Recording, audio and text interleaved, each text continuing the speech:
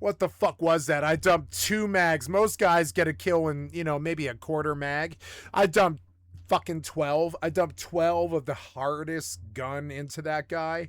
12 of the most damaging gun in the game into that guy, and I got nothing because piece of shit cocksucker developers gonna make sure that you don't win because they're piece of shit brain dead cocksucker developer fucking lives. Fucking harm everybody else on the Lolita Express and all the children that they rape and all the Microsofts that they steal and all their Microsoft for military fucking software fucking bugs and problems and shit. Fuck those fucking assholes. Fuck them and their stupid piece of shit cocksucker rich asses. Fuck them. Fuck them and their stupid piece of shit cocksucker developer asses. Fuck them.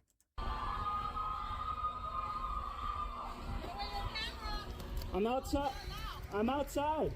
While Minneapolis erupts in protest after the murder of another innocent citizen at the hands of ICE, word has spread to the inside of ICE detention centers where detainees are protesting against their deplorable conditions.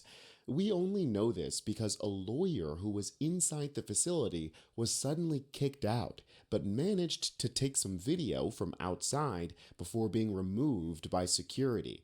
This all kicked off at Dilley Family Detention Center because this is where that 5-year-old who was recently kidnapped and used as bait, this is where him and his father were taken. A jail for children that the Republicans are so proud of that the only inside footage we're allowed to see is filmed by a visiting MAGA stooge as propaganda. There is so much to be angry about today, folks, but given the fact that this story is likely to be overshadowed, I wanted to make sure that you all hear about it. Be sure you're subscribed to Really American for more news that the mainstream media will not show you. I'm outside of the Dilley facility here in South Texas. There's a demonstration of detainees taking place inside right now. We were all asked to leave. There's a drone flying up ahead right now. It's an extremely bizarre situation. You can hear them shouting.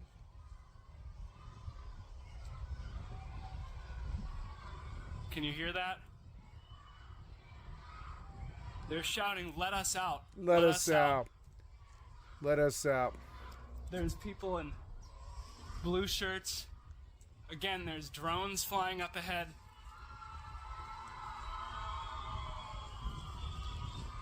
There appear to be hundreds of people through the crack that I can see. And again, I was here for an attorney visit and they asked me to leave abruptly without telling me why, ordering people who were waiting to stand outside in the cold. And I'll try and keep you updated as to what is happening.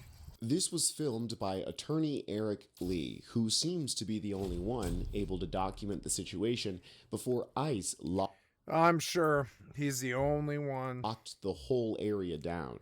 He managed to take another video of the apparent demonstration that is happening inside before he was confronted by security.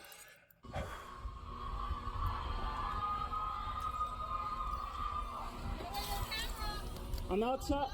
I'm outside. It doesn't say out here. And I've just been ordered to leave the premises. And she's yelling at me right now, so I'm gonna head back to my car and try and keep you abreast of the situation. I've just left the Dilley Family Detention Center, and I've spoken to a number of the people who are presently in the facility and can provide a bit more information. Apparently this demonstration presently comprises of about 80% of the detained population. Over 1,000 people, I am told by people at the facility, are participating presently in the protest. Guards are trying to physically block people from protesting, from joining the protest. They have closed off a gate between two separate parts of the facility to prevent another section of the detention center from joining the protest. Up along the highway and on the roads, you can still see ICE, CBP, and county sheriff's vehicles traveling to this.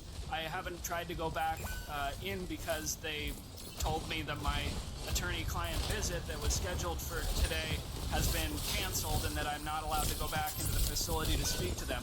Apparently, the protest was initiated over the treatment of the 5-year-old who is still at the facility, I am told, from Minneapolis, and that the detainees got word of the size of the demonstration in Minneapolis on Friday somehow because the day after the Renee Good shooting, ICE shut off the internet at the facility without explanation. Now we know the reason why.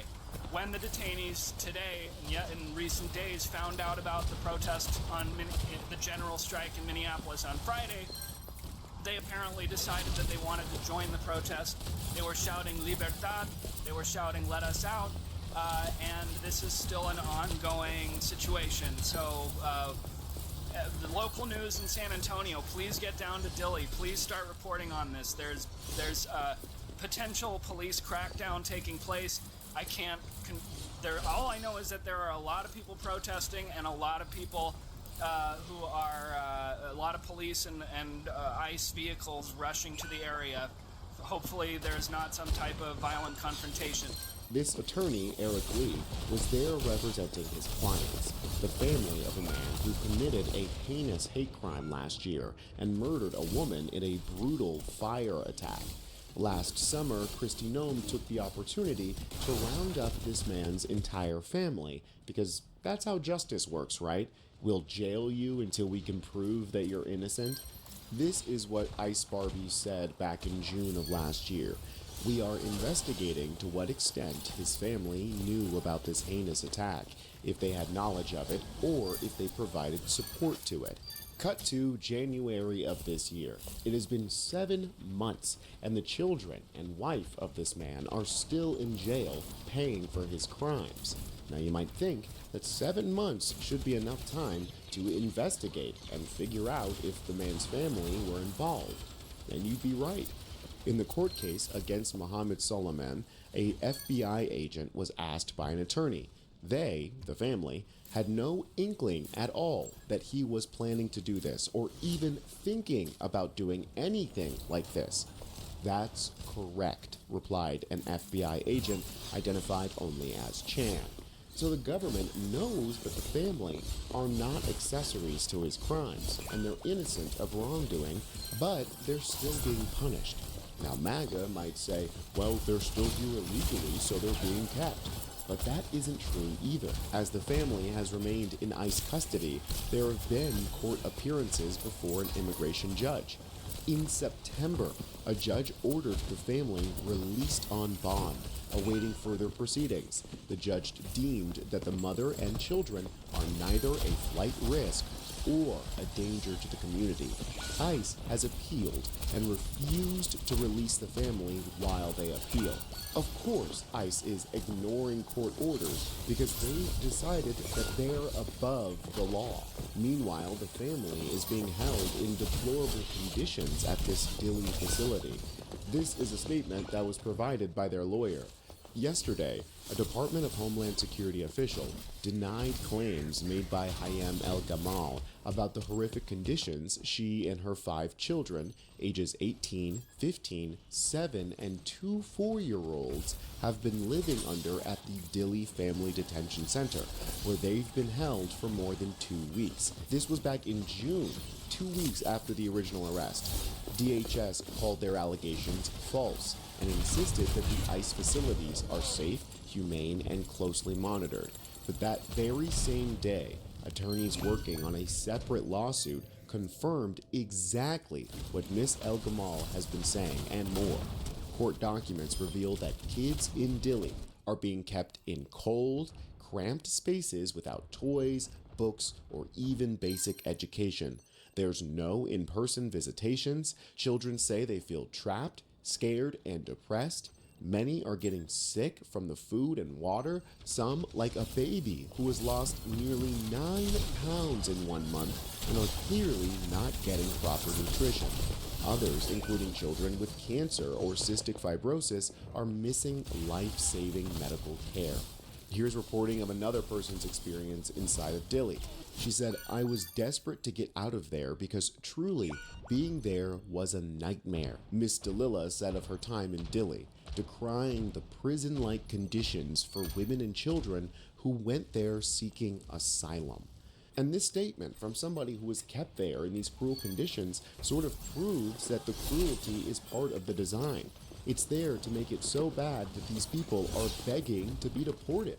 This coincides with reports about conditions in other Texas facilities, including the one where ICE recently murdered a man. Immigration attorneys are confirming that this is the case from their clients being kept in Camp East Montana as well as Dili. Here's from an attorney, Veronica Escobar. A number of the female detainees at Camp East Montana, including those awaiting from hearings, told me as much. They just want to get out of the U.S. and are literally begging to be deported after being held there for months and feeling utterly hopeless and traumatized. Even Eric Lee, who's the same attorney for Hayam El Gamal and her family, he has clients kept in Camp East Montana who are confirming that this is the case. I had this exact experience with East Montana client. Conditions were horrific, called me begging in tears for me to help him get deported. Anyone who says this is civil detention and non-punitive is lying. So we know that conditions are deplorable in both of these ICE concentration camps, the one for adults, Camp East Montana, and in the facility for families and children, the Dili Family Detention Center. Senator Chris Murphy recently attempted to do a lawful oversight check of the facility, but of course was denied entry. So I was just denied entry to the detention facility here in Dili. There are 1,200 people. Inside, there are 400 children. The majority of them are under 5 years old. I gave them 24 hours notice that I was coming, so I didn't show up unannounced, and they still denied me entry. That is unacceptable. That is patently illegal. They made a ridiculous claim that every single facility in the area is funded only by the Big Beautiful Bill, which is just not true. But even if it were, it doesn't matter. Members of Congress have a constitutional right to inspect these facilities and have a clear statutory right as well. Interestingly enough, though, while the facility illegally denied Chris Murphy's visit, they opened their doors for this MAGA representative, Tony Gonzalez, who made a disgusting propaganda film clearly lying about the conditions of the facility.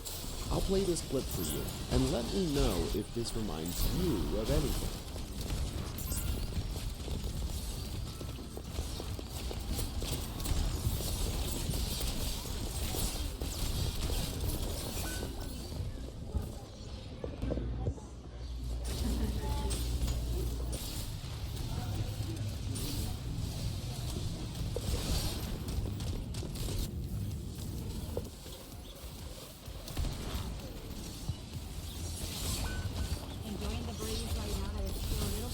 That's right. If those obviously staged scenes of kids staring into the camera uncomfortably in strangely empty rooms, despite this place having over 400 kids in it, if all of that felt eerily familiar, it's probably because the Nazis did the exact same thing, making a fake propaganda film, Terrorzine, and touring the Red Cross around fake barracks to lie about the conditions in the camps. Immigration attorney and huge resource against MAGA's tyranny, Aaron Reichlin-Melnick, responded to this clear propaganda piece. He said, I visited Dili too and worked with people who spent years there providing legal advice to thousands of people cycled through the facility. It is a jail. That there is a library does not make it summer camp. You cannot leave, medical care is poor, guards are often abusive. That is 100% correct. No matter how much they lie and cover it up, that place is a child prison, specifically housing kids who did nothing wrong but not have the right paperwork and have skin tones who are slightly too brown.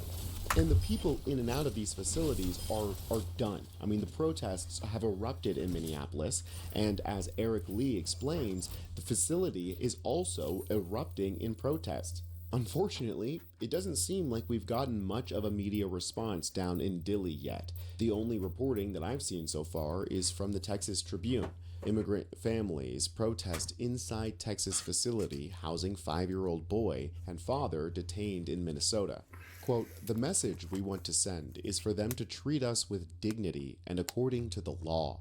We're immigrants with children, not criminals." Maria Alejandra Montoya Sanchez, 31, told the AP in a phone interview from the facility after the demonstration. She and her 9-year-old daughter have been held at Dilley since October. Officials at the Department of Homeland Security have not responded to questions about the situation. So the current status of the protest, or the condition of the protesters, is currently unknown, but given the fact that lawyers and cameras were being shooed away, chances are that ICE is going to crack down even harder on these poor people, who, again, are women and children. This has been one of the darkest, most vile and sickening weeks in American history, definitely since I've been alive, and I pray that all of you take care of yourselves, take care of your families, and your communities during this madness. Be sure that you're subscribed to I've been fighting the fascists. I've been fighting the fascists. Mainstream media. I'm Tony. I've been fighting the fascists since I was 13 years old. They decided my life was worth throwing away when I was 13 years old for possession of ecstasy. I've been fighting them since I was 13. You understand? I'm 45 now. I really don't like them. I'm going to beat the shit out of them when I get a hold of them. You understand? I'm really actually looking forward to beating the shit out of the fucking piece of shit fascists who fucked up our country. I'm actually really looking forward to it. Do you understand? And I don't call for it. I don't ask for it. And I don't want it. I just look forward to it.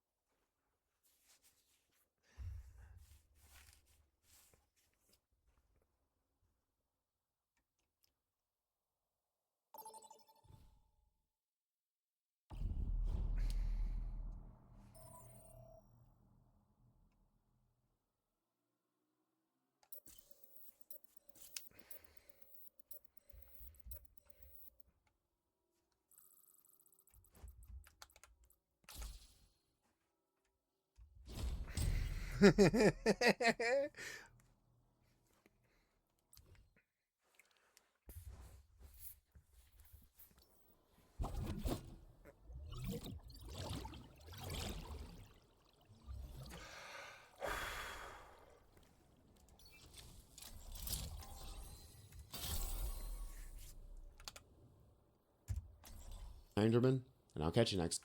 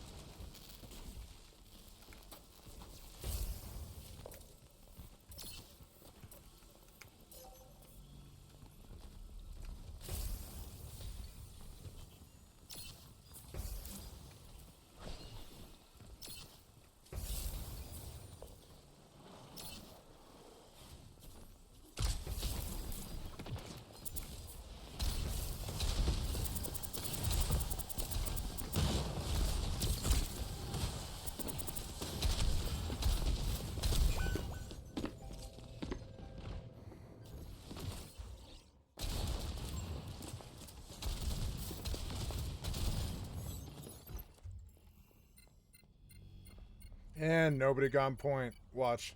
They're past the point. They won't get on point. They just let them have it. Fucking bads. Maybe play the game. I can't reach you before you die.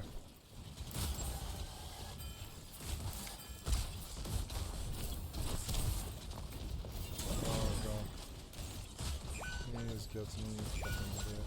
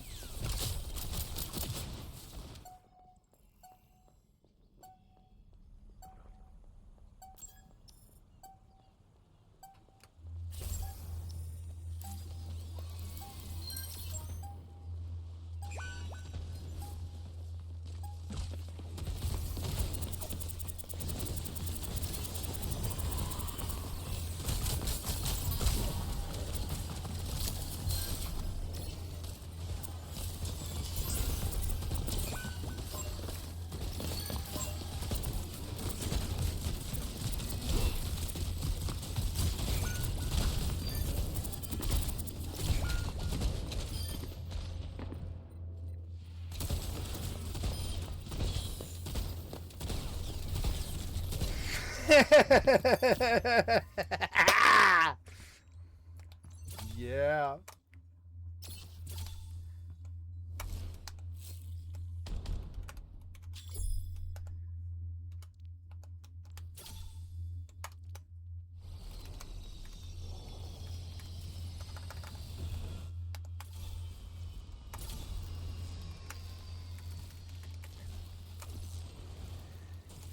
Now I give you my Lucio.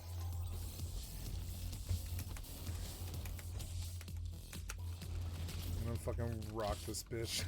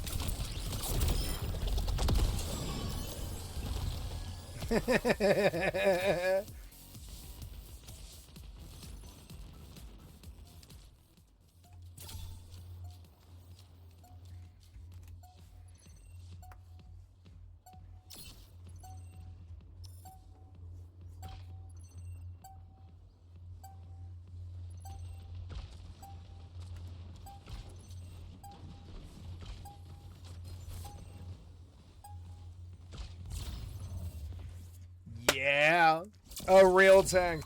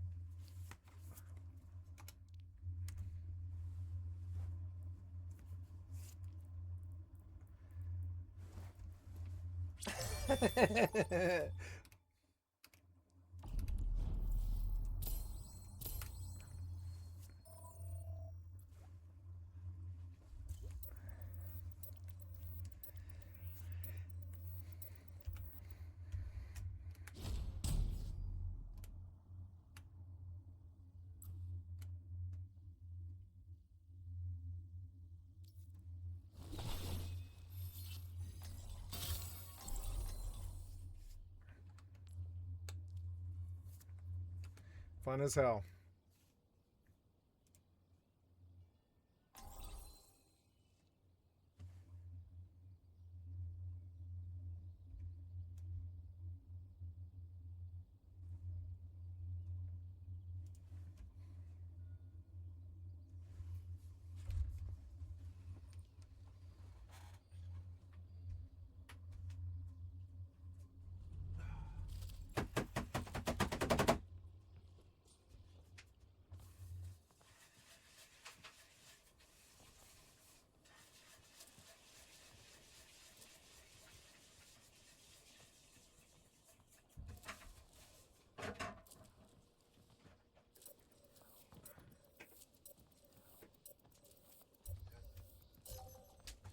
Gotta go to work. No.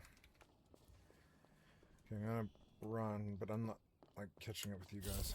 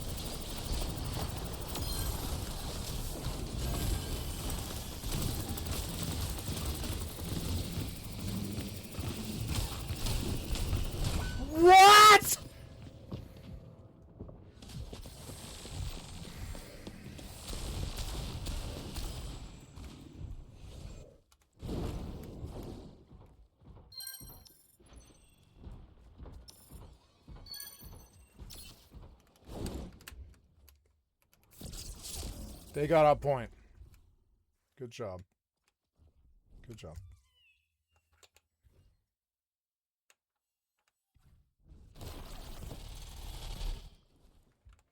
Good job, guys.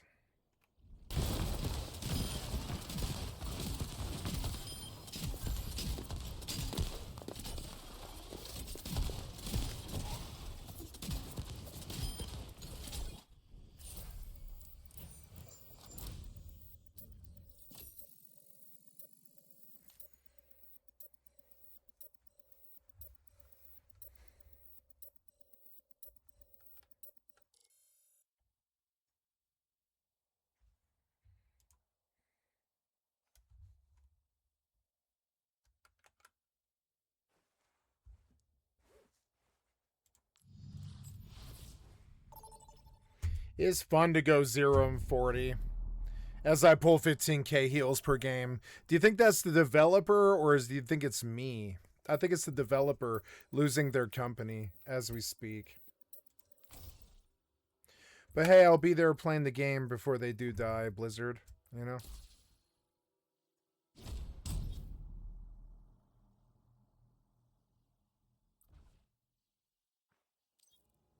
It's weird and it's bitter.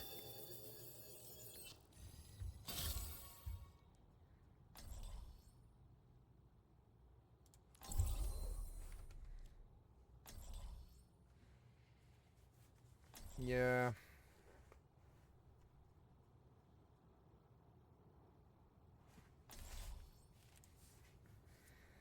Welcome, extended AG, to my post. Oh, Jesus, I need to erase this thing.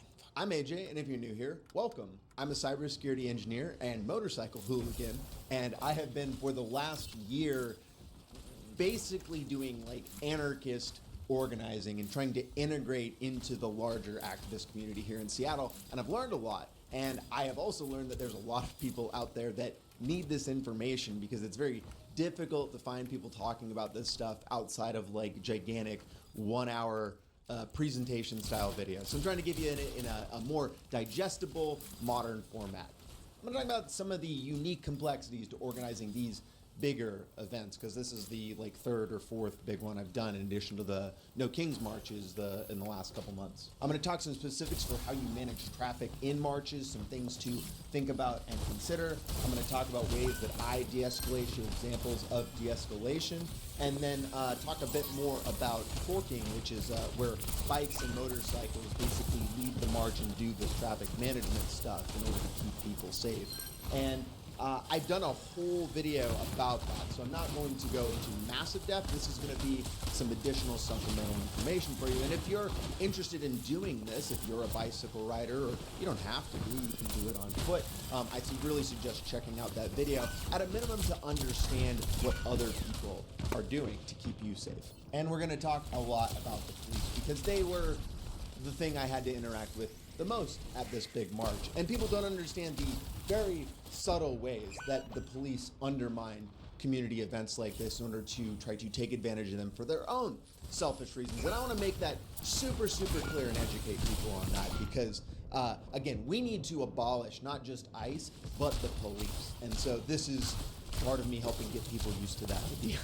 As a little tease and to create a through line with my previous video, which is talking explicitly about ICE, I asked our local cops what they would do if, for example, I were to de-arrest somebody from ICE.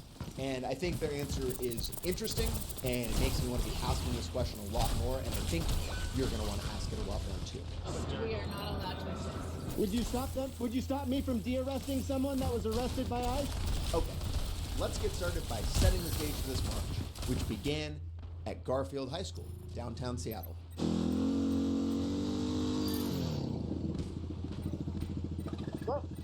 Sorry, how you doing? Let me give you a sticker before you go. Because it's a motorcycle sticker. Oh, okay. So it's set, here you go. Here, I got a couple of different ones. Your choice. Oh, sweet, man. And we got, I don't know if you're a furry, but I got a furry one too. Fuck yeah, dude. There you go. Here we are at Garfield High School in Seattle. We're about to march. We're gonna go downtown somewhere, I don't know. Bad optics, I can tell you, so you're not in the crew. Sorry.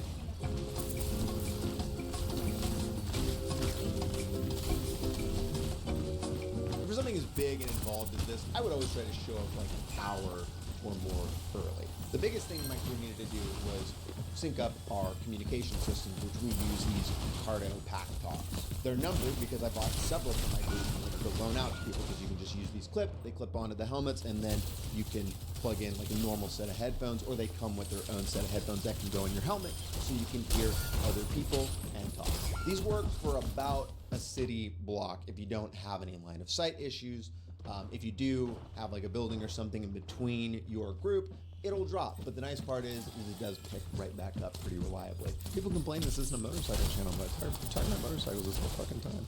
Now, if I had gotten connected with the bigger org and I had like plans like the march route or things like that, this is also where we be sharing those things. But I wasn't invited, even though I tried to get connected, and so I didn't have those details. That's one of the issues that you might also find, is that if you're not an established organization, if you're not like a 501c, you might not get any respect from other organizations that are older and more traditional. And I would do your best to not take that personally and just work around them however you choose to.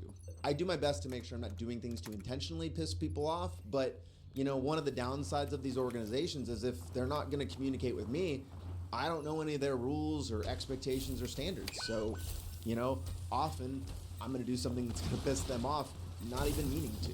I've experienced this many times, and at first it really pissed me off, but I eventually realized that this was freeing.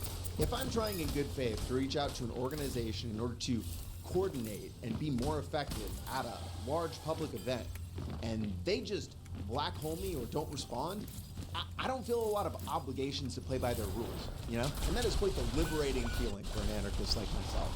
For this action, there were three main things to suss out before we got started. What is the route? What is the privacy and security situation? And what are the police going to be doing?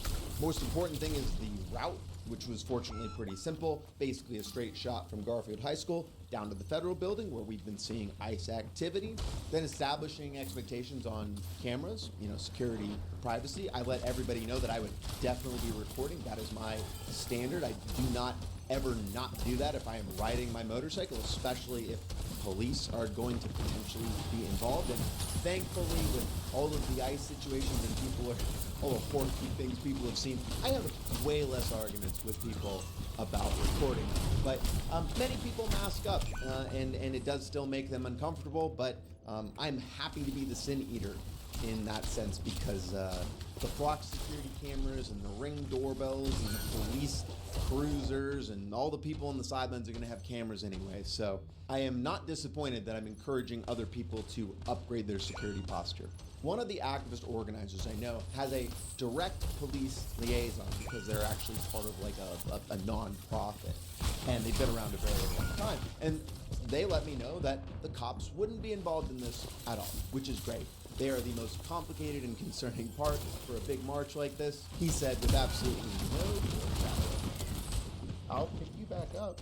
These events are very social, so after you finish up the business part of the meeting, a lot of people just kind of mill about and talk and hang out with their friends, and I do too. These are one of the few places I get recognized, and so I have these casual conversations. I'm able to connect with more people on Signal, get them added to the group. People who've seen my content and realize, oh, there's somebody out here doing these things. I can get involved too. But I also just go out and kick connect your with fucking the community. ass. I'll kick your Hand fucking out ass, stickers, Dan. do a lot of that, shaking hands, kissing babies, so to speak.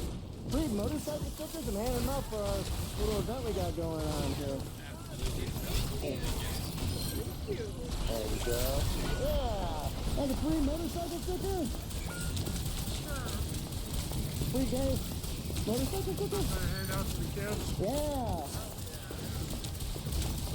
You got treats? Yeah, hell yeah, dude. We got plenty of time, right? Yeah. About an hour, kids. Yeah, I know, right? A lot of the people in my crew had never done an action like this before, so I took the extra time to stop and talk them through strategy and what things should look like and things to consider. You see where the cops are at right there? Yeah. That's where we should be with our walls, right? Because that's how we keep them, that's how we keep people from needing to come down here. Asking the police to move, right? I mean, yeah, you say, what the fuck you doing here, pigs? I mean, yeah, you say, hey. What the fuck you doing here, pigs? We're gonna man this if y'all wanna want to go get a donut or something, like, they're not going to do anything to you, right? Like, they're not going to create a scene. They're just going to, they've been ordered to fucking do that, so. One of the other bikes had this insane sound system, so we basically had a little block party as we marched down the street. So I was just explaining, yeah, that's where we should get music going. As the march got started, we noticed that there was motorcycle cops in front of us. And then even farther down the line, there was cruisers who had blocked off traffic even farther. Before we dive deep, I just want to be clear that as an anarchist, I hate policing. I hate the concept of policing. I find it to be a deeply unjust, racist system that is only really responsible for propping up and protecting the class in our country. That's just how I see it. I have a lot of experience interacting with cops and the police and the justice system. This is my take. But despite all of that, I am still deeply empathetic to cops as individuals, as human beings. The way the cops handled this entire march only made organizing more difficult and dangerous. And the thing that pisses me off the most is that they only did it to try to score a PR win for themselves. Hey, you like motorcycle stickers? No, thank you. Okay. You wheelie that thing? No. No, have you tried though? Like when you're not, like when they're... Too heavy. Do they? Look, I've seen people do some wild shit on that. Do they monitor your driving or anything on that? Like, do they care how you drive on that thing, or? Of course, yeah. They're not like checking your gas mileage, right, or anything like that? What? They're not checking your gas mileage or anything like that, right? Like if you're ripping on it? Example for driving, though. How fast you gotten that thing up to? Oh, I don't know. Only 60. Really? You're good. And take it easy. You said so, man. Yeah.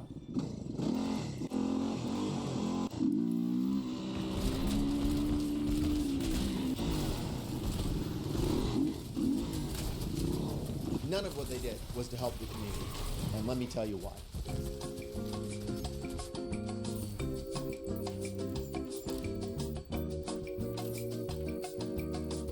So the first thing SPD did, obviously, was misinform or lie to organizers. I would never try to coordinate with police because I don't want to. Because they suck dick. And I don't want to work with police because I've experienced this dick. lots and lots of times. I want to reiterate, an organizer who has a nonprofit that has been in the Seattle community for many, many years, literally decades, had that liaison officer either misinform them, tell them the wrong expectation of what SPD planned to do, or they lied directly to that organizer about what SPD would do, or someone at the last minute made a decision for SPD to not follow the plan that they had agreed to prior.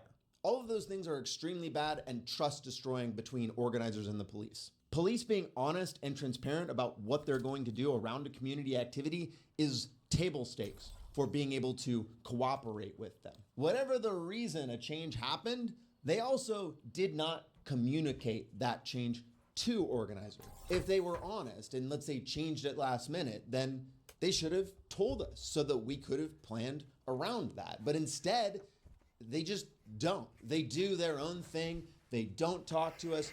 They don't give a shit. Let's say they did make a last minute decision for some important, valid reason, okay? Then tell us, communicate that to organizers so that they can adjust their plans. When that is not done, my only assumption is that you want us to fail. Cops don't follow their own plans and then refuse to communicate their actual plans.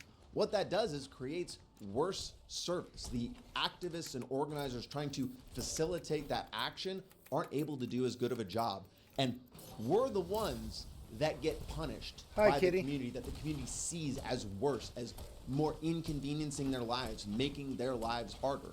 The only way to learn something is to do it. By acting as a layer on top of us, trying to kind of do the same job, they're taking away our ability to learn and effectively practice this tactic. I think they know that, and they don't want us to get good at it. For the people that do look forward to these events and bring their families and their kids to them and make a whole thing, the cops being there just gives the impression that they're a part of that group, that they were included in the organization, they made it happen, which they absolutely did fucking not. So they're stealing the community's dollar. Individual cops and activists and normal people do not understand these things, but I guarantee you the police leadership does. And this is one of the big struggles with these larger actions, because the cops are used to being involved, because old organizers, which are part of these older political systems, they were very just interconnected with the cops. They were buddy-buddy. It was part of the same system. And a lot of that same, like, corruption and bias still exists. For an action like this, it is impossible to keep things like the route march a secret, because there are organizers who will feed literally every piece of information to the cops. The cops knew the route of the march. We couldn't stop them from shutting things down way before they needed to do that. And this is why more and more organizers are becoming belligerent and militant about not working with the police. And I don't think any activist or organizer should either. Ideally, the police are not an opposing force, but the unfortunate reality and conflicts of interest means that they often are. I know a lot of people don't want to believe that the cops are like really this malicious and thinking things through to this strategic level, but I promise you that they are. This MLK March has been going on for over 40 years. It is a big deal to this community. Every organization that is even slightly left-leaning wants to be a part of this march.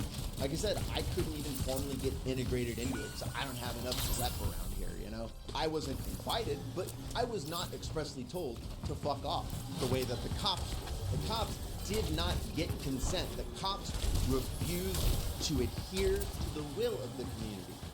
They just didn't. Because when the cops ask permission to do something, it's really just a formality.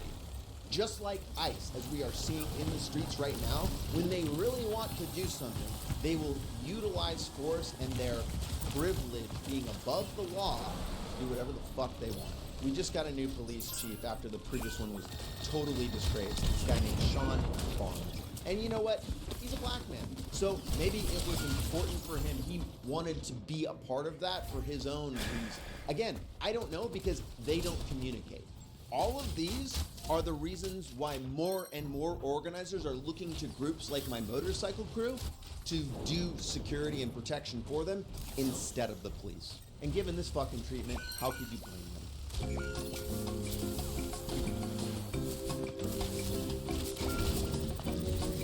But just like that old saying goes, when God farts in the house, he opens a window, or something. What the fuck was that?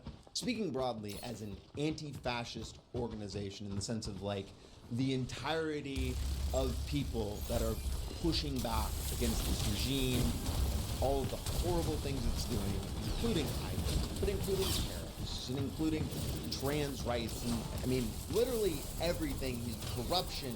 There's nothing good that is happening right now. But every crisis is an opportunity. And to defeat fascism, a broad anti-fascist movement needs to learn to be creative and make lemons from lemons.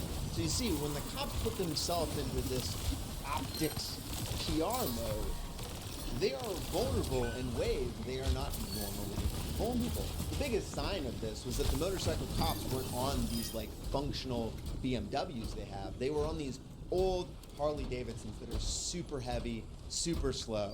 And they were in their full, you know, mounted motorcycle regalia with those boots that are super clean, and you just want to get down and lick the shit out of them, you know. But my point is that in this mode, they're actually not mentally or physically prepared to enforce the law. Because when they're in this mode, they're actually being instructed to be very, very generous with the community and not cause a giant scene to impact and create bad PR. And that made it the perfect opportunity to do some anarchist calisthenics. And I personally think it is very important to take advantage of those moments. Normally doing wheelies and stuff around this many cops would be kind of a risky maneuver, but not in this mode. What I really get off to is the reaction to things like this from police, because it broadly falls into two categories. The first is chill and relax, because when cops are told, hey, you don't really have to worry so much about enforcing the laws, you don't have to get on people. In fact, I want you to let a lot of stuff slide. They're way cooler to deal with. Some of them, though, it really pisses off. It's really irritating for them to see somebody overtly breaking the rules and not even giving a shit about it. But doing stuff like that, showing that it can be done, I think is very mind expanding, right? Courage is contagious, and that's the goal. I'm just trying to give people a little bit of the courage that I've built up over the years. Some bike cops actually rolled by and were apparently trying to like figure out which person was doing the wheelies. You know, they're trying to gather their intel. I'm sure try to write me some fucking ticket. Maybe they would have grabbed me off, but I'm guessing they were probably just looking for a tutorial. Being a cop is negative aura, so you got to do a lot of farming on the side. The PR mode is why I'm very confident that they were probably not going to fuck with me either way. But let's say they did. Well, let me step you through my logical process so that you can understand why I'm not afraid of that either. Because here's the thing, it was a hot day. I was not wearing a mask, and I took my helmet off multiple Oh, did we get times. it? We got it! Okay, time to and know who was doing those wheelies. We got it! They could absolutely do it. If they gave me a ticket, I'd just get a lawyer. I haven't gotten a ticket in years, so it would be pretty easy to get out of, I'm sure. And worst case, I just fucking pay the thing. What if they tried to suspend or revoke my license because, you know, I'm doing wheelies, doing something reckless in the city? First off, I don't think they can do this, but if they did, who gives a shit? You know, that they don't take my bikes away. I still have bikes in the garage. I don't drive for a living, so taking my license away doesn't actually stop me from getting around. And let's say worst case happened and they just grabbed me and they took me right to jail and I couldn't even, let's say, I don't know, the lawyer couldn't get me out of it. Like all the worst case scenarios. Well, in Washington State, that's really just like a fine, and then they love to give people community service, things like cleaning up public parks. I actually got community service when I moved back to Washington back in like 2009, and I fucking hated it because it was so boring. But nowadays, I would just see this as an amazing opportunity to get outside, do a little physical labor, and connect and organize all the other people that you go out on those crews with who are fucked over by the same system that I'm being fucked over by. Key to anarchist calisthenics is to think through the potential consequences of your actions and plan mitigating strategies.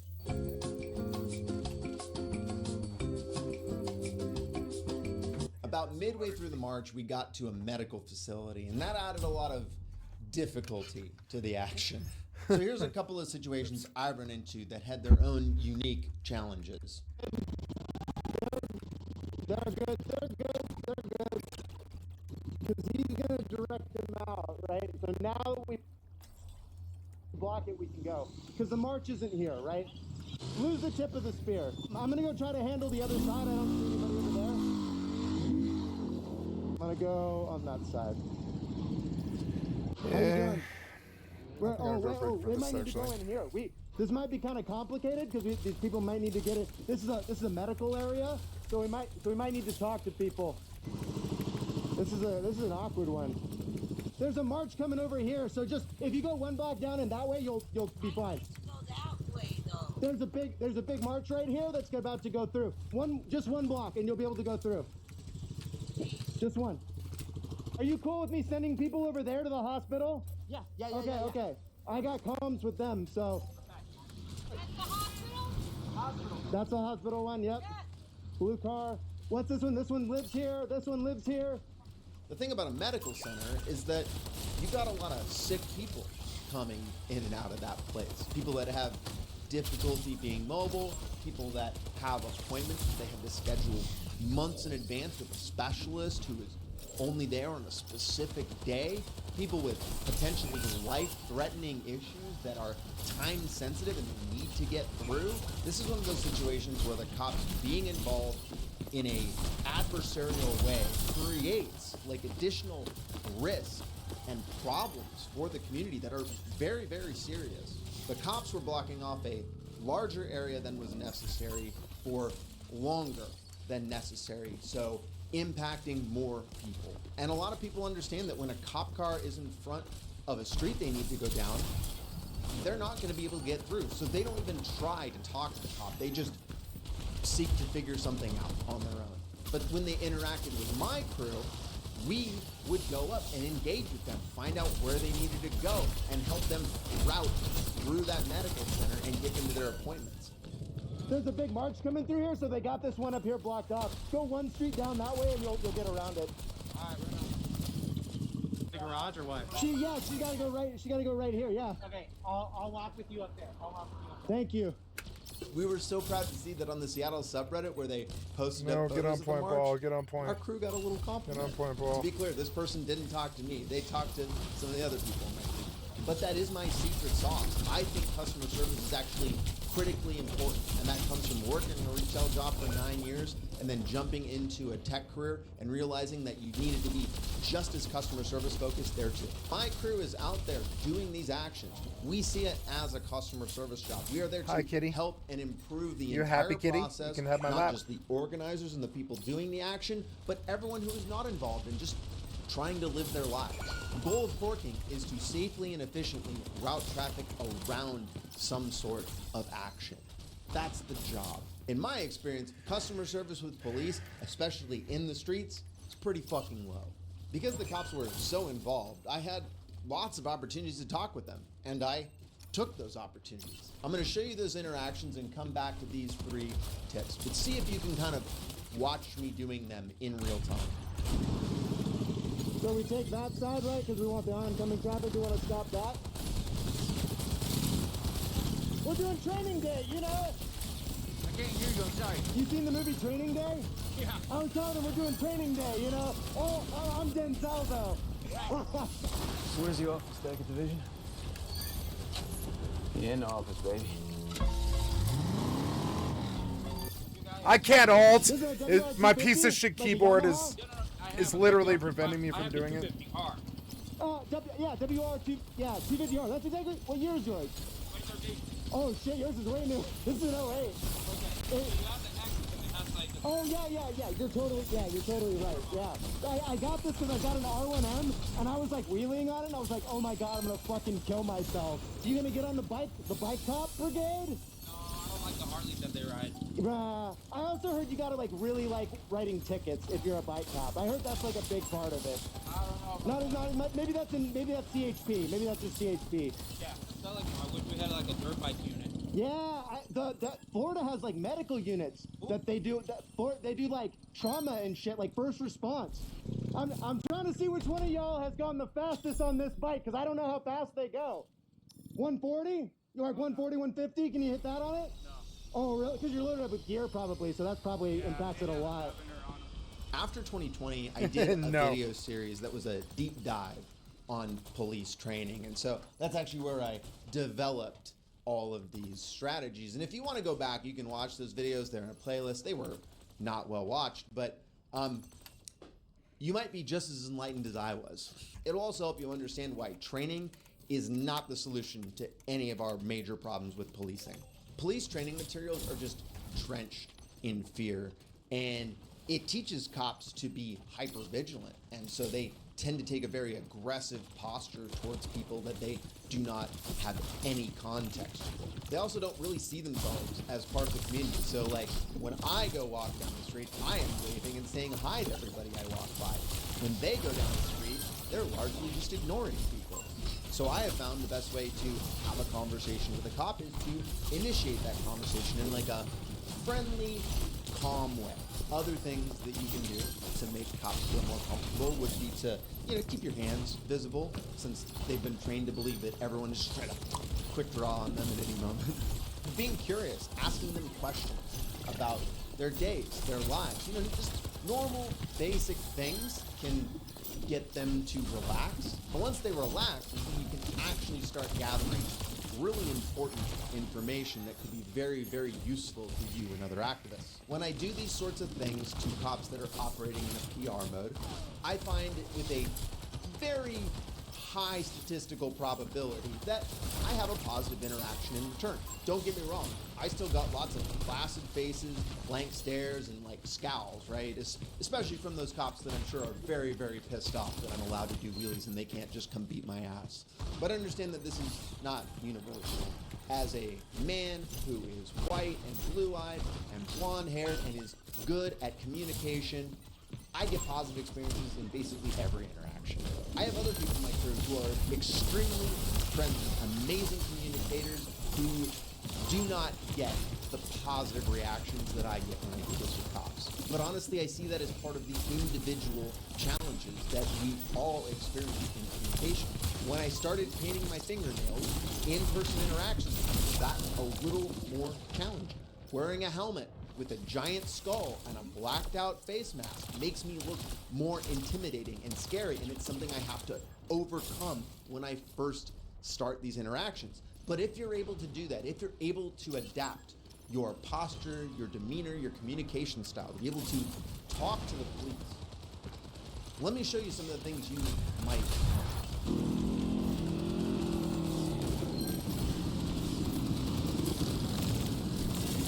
How's it going? Great. It's a great day to ride. It's a great day to ride. What's not to love? Oh, I thought you were going to open it up. 12-inch subwoofers, big party speakers. That's what I was waiting for. Yeah. Bottle service, crack it. I forgot my vest. I'm really upset about it. I packed a lot and I forgot my vest. I like my vest, and I like that my vest has a whistle on it. Yeah. I like that yours has police on it. How do I get one of those? Most hiring. Oh, are you? I don't know.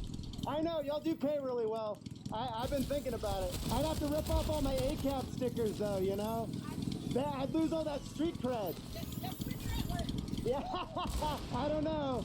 I've heard there's a lot of Nazis on forces. I don't get along with white supremacists very well. Oh, well, neither do I. Yeah, good. I'm glad, because we got a lot of them rising up. Do you know who Patriot Front is? I don't. They're a white supremacist group they wear white masks. They've been rising. That's what I'm worried about. That's what I've heard, yeah. I mean, a lot of them are hired by ICE, so I mean, like, now they have jobs and all that shit. Do you think that SPD is going to side with us when ICE comes and protect us, or do you think that they're going to, you think you're going to join and have to do what ICE does? We don't have any involvement with ICE. Would you stop me? We don't have any involvement with ICE. Yeah, that's what I like to hear.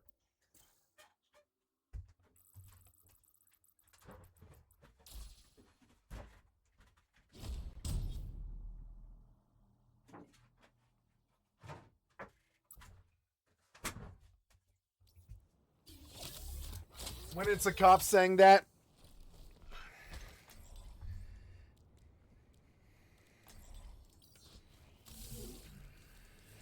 you know, I'm gonna go brig to start, and I'll switch up.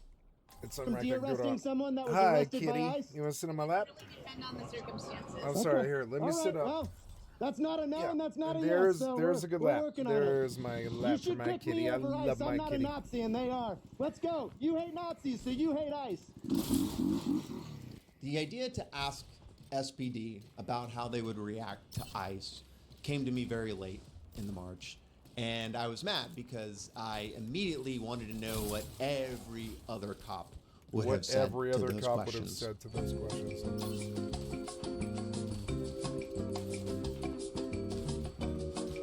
This interaction convinced me that I needed to ask every cop from now until ICE is fucking abolished what their plan is in the event that there is some sort of conflict involving ICE and me.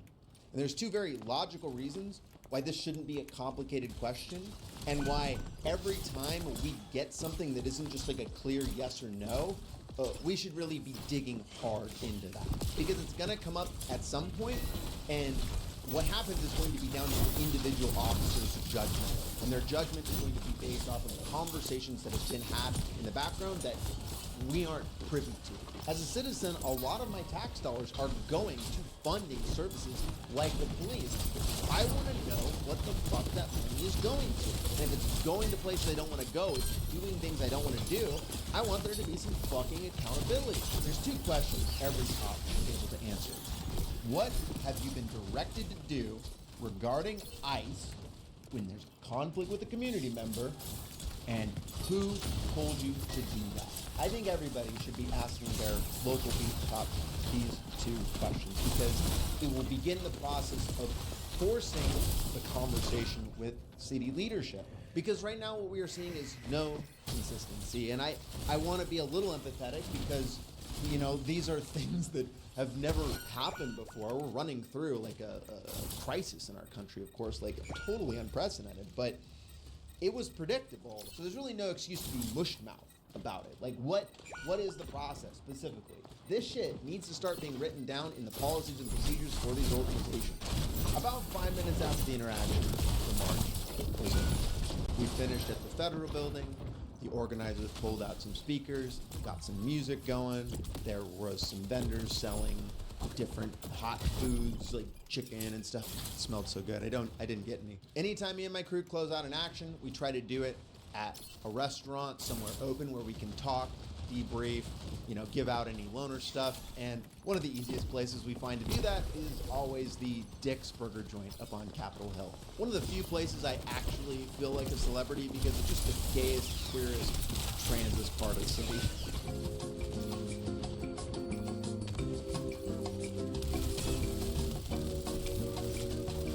All right, let me close out here with some final thoughts and tips. I've been really excited to see the amount of people that are saying things like, I am tired of marching and protesting and yelling and holding a sign. When do we start getting to the real shit? And I respect that. I've been there for years. But I do want to be clear that I see massive value to doing these big marches. Although I do not like organizing these marches, I don't like having to deal with the groups that I have to deal with, and the cops are almost always guaranteed to be involved in some way, shape, or form, whether they're invited or not. They provide an excellent opportunity to get people started in the activism process.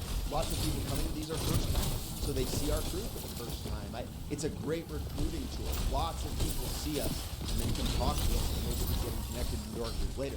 We all know that there are millions of people who are either too checked out or afraid to get engaged in the activist process. These big marches are often one of the only things that pull those people off the couch. The advantages of these types of events is that they provide amazing opportunities to network. A lot of people, their first event is something big like this, but it is also learning to work with other organizers and building your group and your personal connection to other groups, which can create more opportunities for solidarity in the future. It makes you more visible to the community, especially if you're doing something cool like handing things out. I do stickers, but what a lot of people are doing now is ice whistles. This is a great place to hand out those ice whistles. People love them. And these are a great training opportunity. Ice whistles. These giant big marches that are, kind of slow and lots of moving parts, it gives you plenty of time to point things out, coach people up. The big change I think I'm going to make this year is I'm going to start delegating the organization of these and probably skip them myself personally. That's an advantage of having a bigger group, that other people can take on tasks and everyone can kind of focus on the things they're most interested and specialized to. And this isn't my job.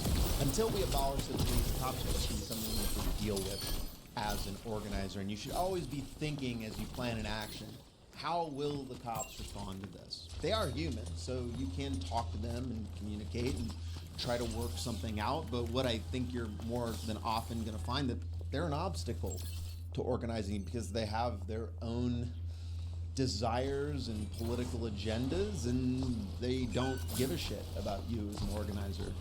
But you can use them as an opportunity to do anarchist calisthenics, to push the boundaries, to demonstrate for other people the ways that they can be getting more freedom out of their life that they're maybe leaving on the table. And you can also gather intelligence about how your government and the police operate. To be an effective organizer, you need to be in the community. So to be in the community, you need to listen, you need to do the things they ask, you need to try not to make enemies. But what the cops are doing, they're doing the opposite of what it takes to be in the community and degrade trust and lie when you aren't transparent. That's going to keep you out of the community. Simple acts of kindness or gifts are great ways to start the process of building trust. I know a lot of people like initiating conversations is awkward, and these are things that solve that. Since Minneapolis and realizing how bad they were very ready to start making it for all of us, this is how I have seen interactions with people. Every time I talk to someone, that is an opportunity to organize that person. I have found that everybody is thinking about ice. Everyone is scared and afraid. Nobody is not thinking about these things. So at first it might seem awkward to go from handing somebody a sticker to asking them about joining an ICE rapid response program. But I am telling you that so many people are primed and waiting for somebody to show them the opportunity to get started organizing. I hope you found this helpful. If you have other tips on these topics, I am very much prepared for them in the comments. Please drop them to me and other people. I try to pin whatever one seems just like totally awesome. What other awkward and uncomfortable questions should I be asking the police about? If you found this information useful and want to help me make more, you can become a Patreon subscriber or subscribe on my YouTube, or you can just drop me a tip in PayPal, Venmo, or is it Ko-fi? Coffee? It's got a little coffee symbol, so I guess it's probably supposed to be coffee, but it kind of looks like Ko-fi. Gotta put a little pronunciation key next to shit like that. Until next time, ride fast, take chances. Right fast, take chances. Apparently a bike cop's asking about the guy doing wheelies.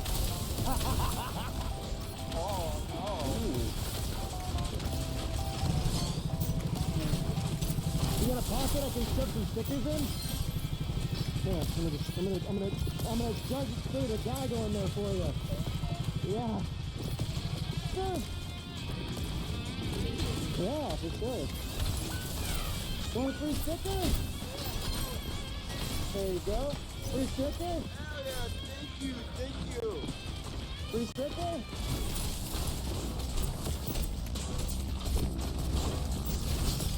Yeah. Remote what day? Free sticker for MLK Day. Yeah, we got the Chris. You joining the march? The big march down there. Would you like a free sticker? Here, I'll take it for you. Yeah. It's a friend. If you're looking for tips about activist shit that you're not gonna find anywhere else, you better hit that fucking like and subscribe button.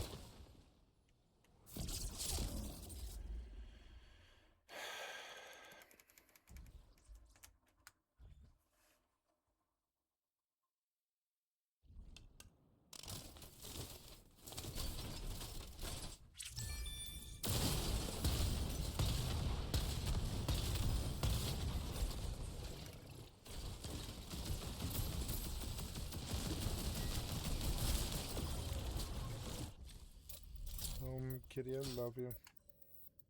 Hello, Kitty, I love you. I haven't eaten today. Nah, I think I've had enough of Overwatch for today. I'm gonna get off of it. It feels good to heal. It's in my system. Exit. Okay. You did a bunch of macros. Close, close, close. Close, close, close, close, close, close, close, close. No, I don't want to close, but I don't want to close. Close all of it. I don't know what you told them to do or whatever, but close all of it. Very good. Save.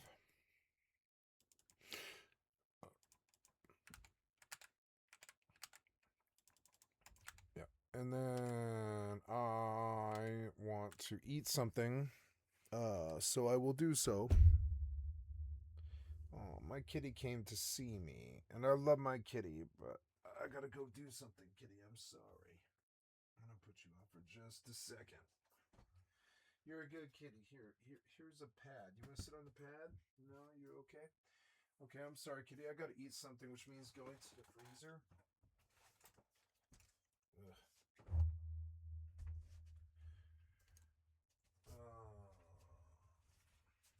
Yeah, I haven't eaten anything today, and I don't think I have anything. I don't have. What's that? It's fruit medley. Yeah. So, gotta go get some palak paneer. Gotta go get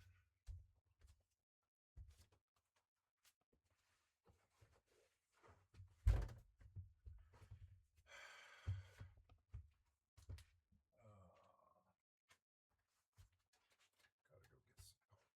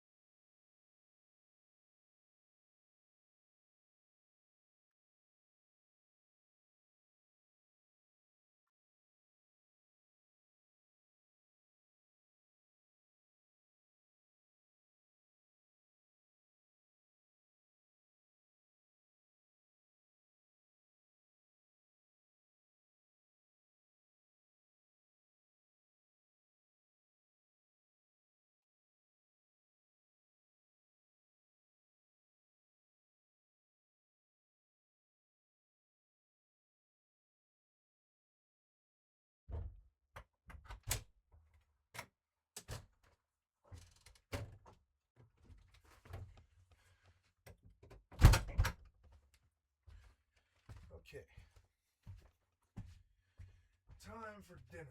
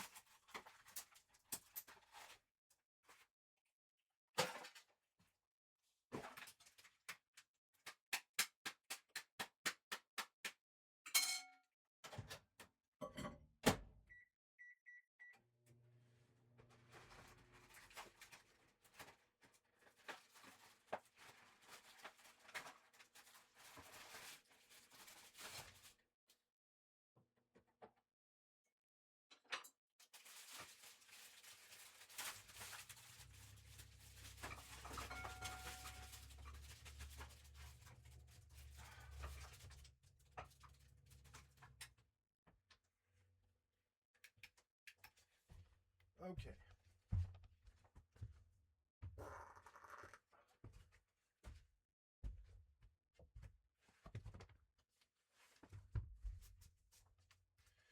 No, you keep trying to delete something. What the fuck? No. Delete these before deleted. No. What are we talking about? You didn't delete anything, did you? I don't think you did. I think you're just a piece of shit software developer with no clue who stole money for 50 years. Just saying. Just saying. Microsoft, hey, Bill Gates, were you on the Lolita Express? Just saying. Let's go back to YouTube. Drusky Megachurch guest starts the conversation pastors never wanted. MAGA podcasters turn against Trump as approval plummets. The full story of Ashes of Creation. I really don't care about Ashes of Creation. I want you to don't recommend the channel. America's most disturbing wartime criminal. Scary, interesting. Sounds pretty good. Rule the economy. Ashes of Creation economy. I'm not interested. Walls, Ellison once again demand federal officers leave Minnesota. Ellison. More details emerge after ICE agent shoots, kills Alex Preddy. Is it Petty or Preddy?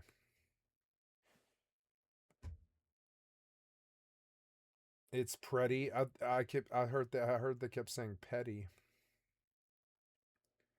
Fact Quickie from 3 weeks ago. Did the Germans know about the Holocaust during the war? Trump's vacant stare is sending shockwaves around the world from Heather Delaney Reese. As the Navy curtains parted, Trump emerged into view. So I have let my headphones charge for long enough. I'm going to switch over. Sorry for the sound difference. I'm going to fix it.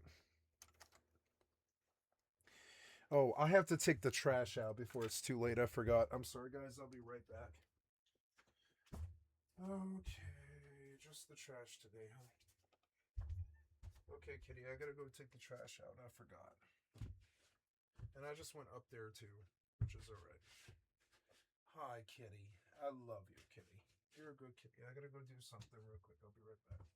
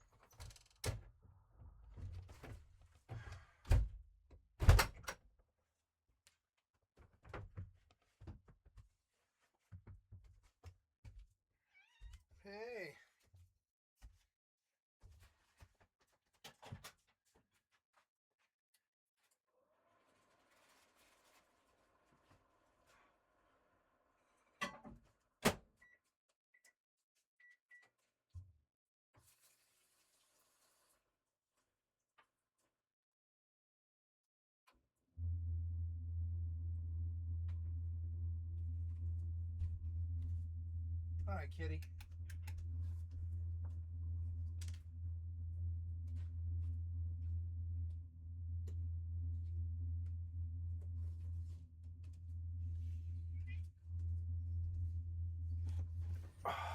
No, I don't want you to do this. I just want you to... As the Navy curtains...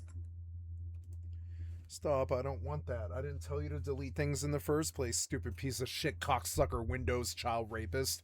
I didn't tell you to erase shit in the first place, you stupid piece of shit cocksucker software developer. Stop doing it. Where's... there we go. Don't tell me I wanted to delete things. I haven't pressed any buttons this entire night. That's just you off on some fucking crazy lie, you piece of shit software cocksucker. Sorry. Parted. Trump emerged yeah, there we go. into view, confused, slow to react, like he wasn't sure whether he was walking into a meeting or just waking up from one. His arms hung awkwardly at his sides. His legs were rigid and slightly bent, like he didn't know how far to walk or what direction he was supposed to go. His shoulders were hunched forward, his mouth was open as if he was struggling to take full breaths, and his eyes stared eerily forward, wide, blank, and unblinking. He didn't seem aware of where he was, or that he was once again stepping in front of the world's leading business and government leaders. The backdrop behind him was... They used him like a husk. Was a plain beige... You bad little fat little boy. They used you like a fucking marionette, you stupid piece of shit. Wall stamped with the words World Economic Forum, but you wouldn't notice that at first. You'd be too focused on his face, his skin slack and waxy under the lights, his jaw dropping slightly open, and that concerning vacant stare. The photo that captured this moment didn't show confidence or control. There was no strength or leadership on display. It just showed someone who was lost. And much to the world's disbelief, that man is the President of the United States. Within minutes of the image being posted on social media, people identifying as healthcare workers were commenting under it. One said, "Those are dementia eyes. As a healthcare worker, I know them well." Another posted, "I've worked in dementia care for 4 solid years. It's a dementia patient." January 18th to December 2021. I recognize a dementia patient and I see a dementia patient. He is standing there lost, bewildered, and utterly confused, someone else added. That is literally how my 86-year-old mother stands. She had multiple mini strokes. She walks hunched over and she wears diapers. I love her, but I wouldn't let her anywhere near the White House. He looked fragile and vulnerable. The world didn't see a commander-in-chief. They saw a man who was unraveling in front of our very eyes. A man who no longer seems capable of understanding the consequences. Basic human decency Of his words, let alone steering the direction of the whole world order. But there he was, representing the United States of America. There he is. And our government still insists everything is fine. And yet, even in the middle of that fog, he had flashes of clarity. At one such moment, he admitted what so many of us already knew. He considers himself a dictator already. Sitting before a room of business leaders, off the main stage, he said it out loud. I can't believe it. We got good reviews on the speech. Usually, they say he's a horrible dictator type person. I'm a dictator, but sometimes you need a dictator. But they didn't say that in this case. He didn't soften his words. He said it with a casual shrug, like it was obvious, like everyone already knew. And maybe in that room they did. But here's the truth. Maybe in that room they did. No qualified world leader would say something like that. Not if they understood the weight of their office. A capable, cognitively sound adult doesn't call themselves a dictator with pride. They don't throw around that kind of language. They don't smirk through it. But Trump does, because he's not trying to lead. He's trying to rule. And he believes he's above the law and above all consequences. Authoritarian leaders often test the limits before they overtake them. Mussolini called himself El Duce, the leader, long before Italy officially abandoned democracy. Franco did the same, so did Pinochet, so did Orban. They announce their intentions out loud to see if anyone will stop them. And when no one does, they take another step. Trump is just following the same playbook. But this time around, the dictator isn't trying to hide it. The rest of his speech before the full forum was even worse. He delivered an unhinged, lie-filled rant about windmills and insulted Europe, surrounded by Europeans, while also praising China. This is what he said word for word. There are windmills over Europe. There are windmills all over the place, and they are losers. What? One thing I've noticed is that the more windmills a country has, the more money that country loses, and the worse that country is doing. China makes Fucking almost idiot. all of the windmills, and yet I haven't been able to find any wind farms in China. Did you ever think of that? It's a good way of looking at it. They're smart. China is very smart. They make them for a fortune. They sell them to the stupid people that buy them, but What? they don't use them themselves. They put up a couple of big wind farms, but they don't use them. They just put them up They to show do. people what they could look like. They don't spin. They don't do anything. Not a single sentence of that quote is true.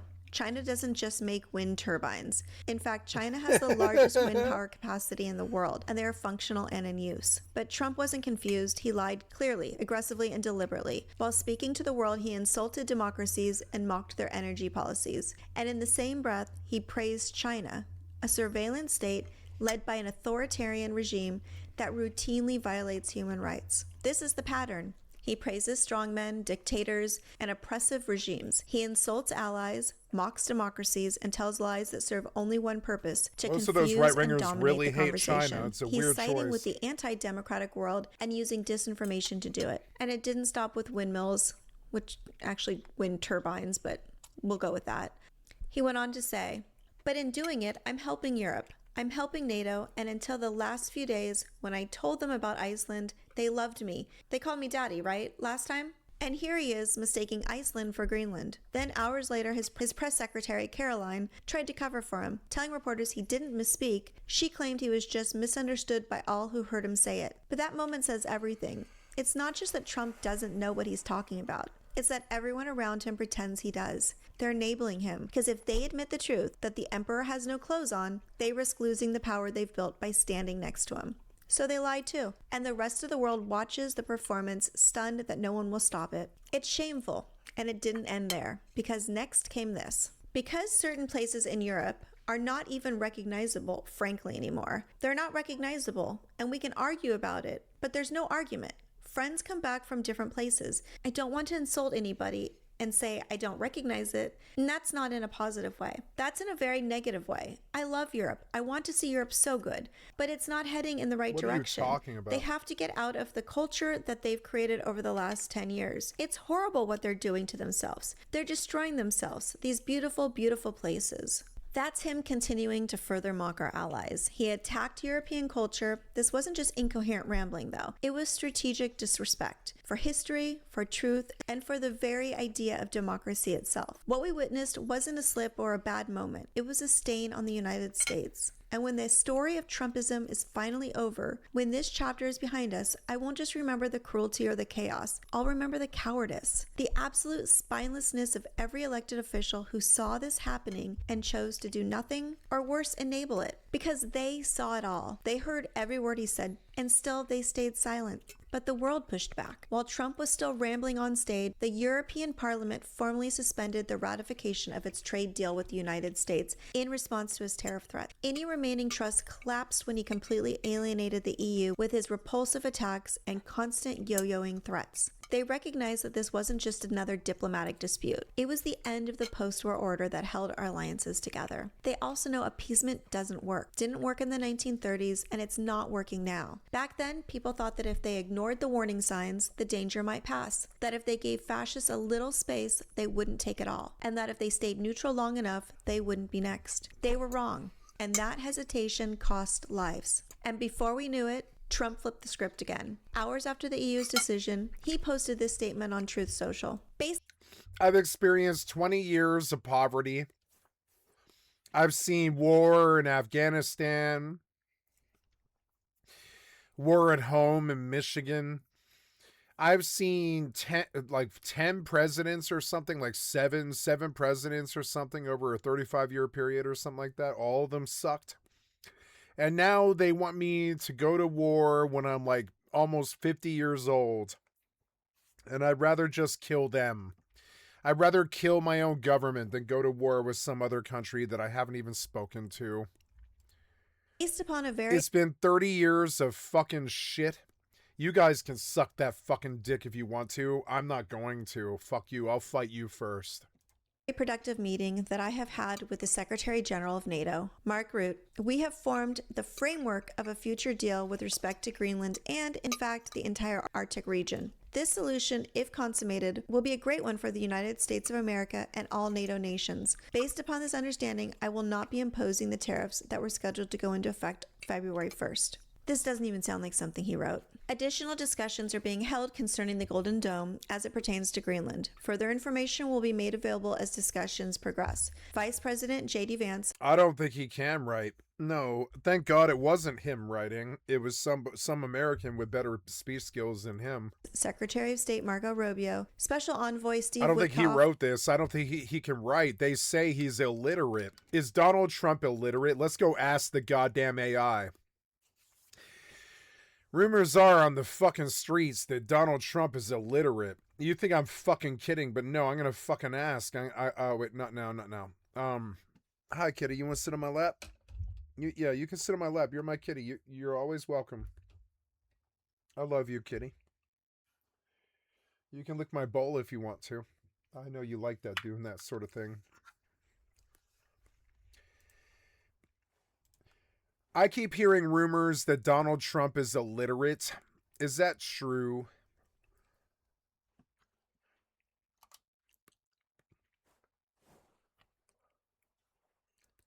While the rumor has been a persistent piece of internet lore, it is not true that Donald Trump is illiterate. However, the rumor persists because of several documented observations about his reading habits and communication style. Functional illiteracy versus literacy. Most critics who use the term illiterate are actually referring to functional illiteracy, a term used by former A's like Omarosa, Monegault, Newman, to describe a preference for brief, simplified information over complex texts.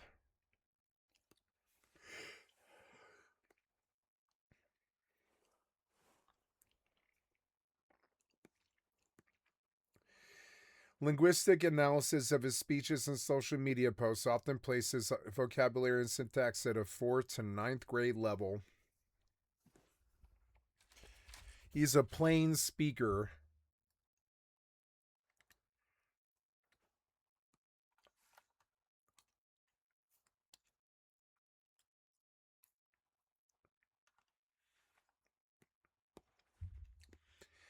In his legal deposition in 2016, Trump was asked to read from a legal document during a deposition and struggled, eventually stating he didn't have his glasses.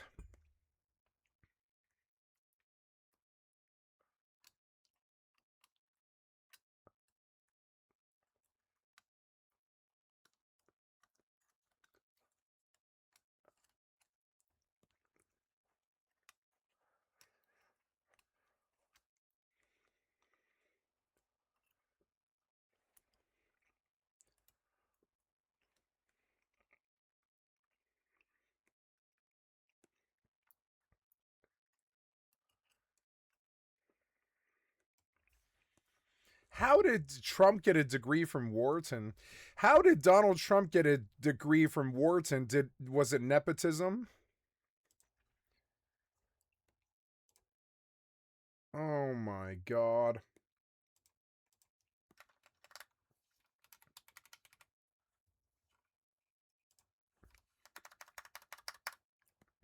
I have to like actually change this.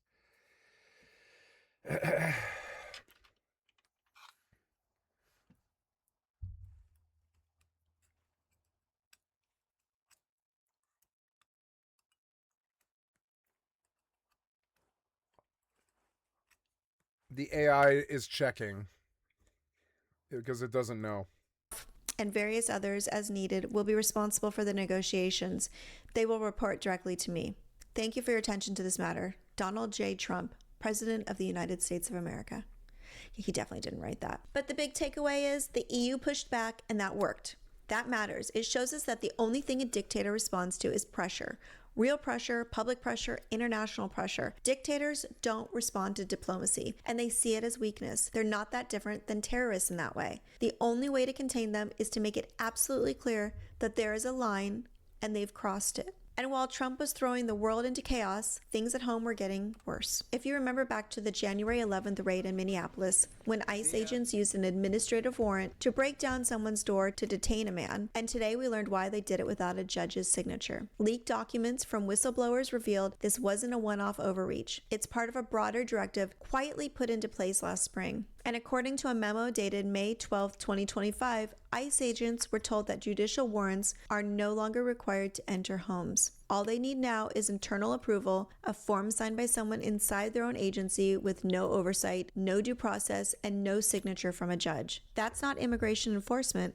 That's the collapse of the Constitution. The Fourth Amendment was written to prevent this exact kind of abuse. It protects everyone, citizens or not, from unlawful search and seizure. It says the government can't invade your home without a good reason, and that only a neutral judge can decide what counts as one. That's been true since the founding of this country, and now it's being erased.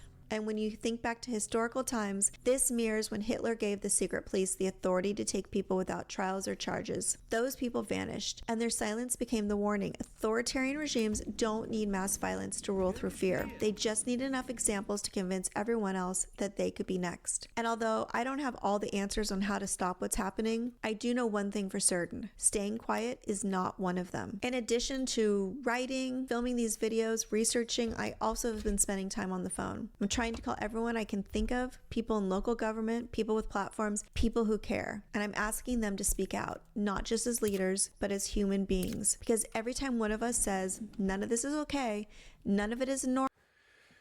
Was it the Night of the Long Knives? That's what I fear right now. I think they're about to sweep through and kill a bunch of officials.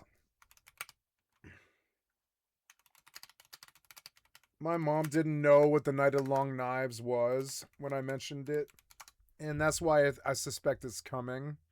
It's the Night of the Long Knives, Hitler's rise to power. It was Hitler's purge night. June 1934. Hitler has been German Chancellor for 17 months. He had total control over Germany but lived in constant fear of assassination and opposition. He decided to eliminate any and all threats. What followed next became known as the Night of the Long Knives. Hitler had a growing list of threats, such as rivals from within the Nazi party itself, generals trying to split the party, but his biggest threat was someone close to him, Ernst Röhm. Ernst Röhm was a man that Hitler admired. Ernst Röhm was this gay fat man who did a lot of drugs. He was a liberal. And he curried favor wherever he went because everybody could relate to him, but nobody could relate to the fucking Nazis. Nobody was like Donald Trump or Hitler or Hermann Goring or fucking Himmler or any of that shit. Nobody else in the world was like those pieces of shit. They're weird, psychotic, like serial killer types. And so when he came up against Ernst Röhm, and Ernst Röhm was like this fat, jolly war hero. At least that's how I remember it. He's this fat, gay, jolly war hero. Think Corporal Armstrong, right? Corporal Armstrong from Full Metal Alchemist is Ernst Röhm, and like Ernst Röhm was killed in the Night of the Long Knives. They took capture of him, and they forced him to kill himself. And he was the person they were most scared of because he was like this gay dude who was like he wasn't resisting them. He was just more powerful than them. Everybody else liked him more. Why do you keep asking for this over and over again? I don't want Microsoft OneDrive. For his tactical prowess. I don't use Microsoft OneDrive. Can I get rid of it? Let's go ask the AI. I don't like Microsoft OneDrive. Can I get rid of it, or am I stuck with it if I use Windows?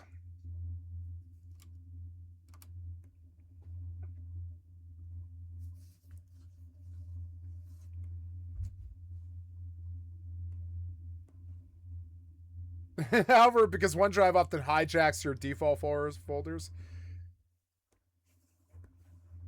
Stop the syncing, unlink your account, uninstall the app. I'm not doing that. As well as I'll just let you be piece of shit cocksucker software developers who steal money and fuck us in the ass as you kill Jews. That's just who you are. You're a piece of shit right-wing cocksuckers. You control all the software and all the guns and everything, and you suck dick. Extreme loyalty to the Nazi party. It is said that more than any other person, Röhm was responsible for Hitler's rise to power. But what went wrong?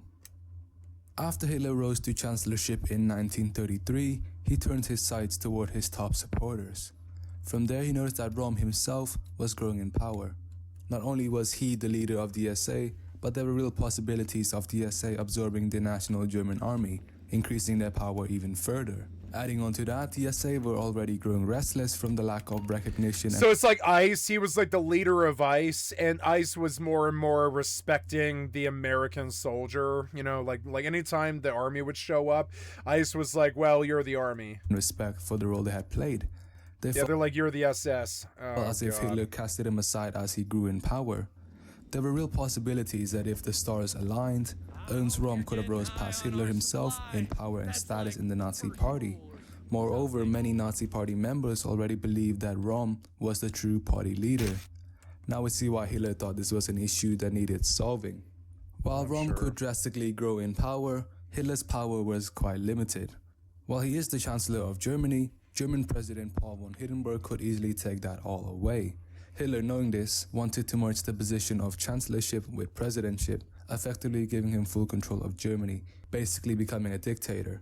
For this to happen, Hitler would need to gain the full support from the official German army and destroy or completely control the SA. Fortunately, Lady Luck was because good we're to about Hitler. to go through this. On April 11, 1932, Röhm himself was growing in power. Not only was he the leader of the SA, but there were real possibilities of the SA absorbing the National German Army, increasing their power even further. Adding on to that, the SA were already growing restless from the lack of recognition and respect for the role. Oh, did you skip Hitler it? You gave a did, you public stupid address. piece of shit German cocksucker software army developer. and destroy or completely control the SA. This wanted to merge the position of chancellorship with presidentship, effectively giving him full control of Germany, basically becoming a dictator. For this to happen, Hitler would need to gain the full support from the official German army and destroy or completely control the SA. Fortunately, Lady Luck was good to Hitler. On April 11, 1934, Hitler met with General Werner von Blumberg in secret to strike a deal. There were two terms to this deal. Firstly, Hitler would have to completely destroy the SA, and secondly, once the first term has been completed, upon the passing of German President Paul von Hindenburg, the official German army will completely support Hitler. This was when Hitler began plotting. In early June 1934, Hitler, Heydrich and Göring began compiling a list. This list would later be known as the Reich List of Unwanted Persons. It contained the names of those who would be executed. This list and specific instructions were then sent to the secret polices all over Germany. The operation was codenamed Hummingbird. From there, Hitler would order all of the SA leaders to meet in the Hassenbauer Hotel, setting up a trap. On June 30th, 1934, Hitler and a sizable group of SS men arrived at the Hassenbauer Hotel. At around 6 a.m., Hitler and his men apprehended Ernst Röhm and his deputy. The deputy in question was immediately taken outside and shot, while Röhm was given options. He had the options to commit suicide, but he refused. Ernst Röhm was then taken to the Stadelheim prison and shot, thus beginning the Night of the Long Knives. Subsequently, around 200 other SA leaders were arrested and executed, with most of the execution occurring at the Stadelheim prison or at another site southeast of Berlin. However, SA leaders and members were not the only one executed. Notable names include Kurt von Schleicher, the former German Chancellor, Gregor Strasser, a high-ranking Nazi figure, Edgar Jung, a prominent conservative, and Ferdinand von Bredau, a German general and political figure. The executions would continue until the 2nd of July, when the SA finally collapsed, leading to the SS having full control over Germany. Hitler, after the event, even received a letter of gratitude from President von Hindenburg. The events of the Night of the Long Knives were not public until the 13th of July, when Hitler gave a public address. In this address, he downplayed the event, stating that only 61 were executed, 13 were shot, and that 3 committed suicide, when in truth the death toll ranged from 400 to 1,000.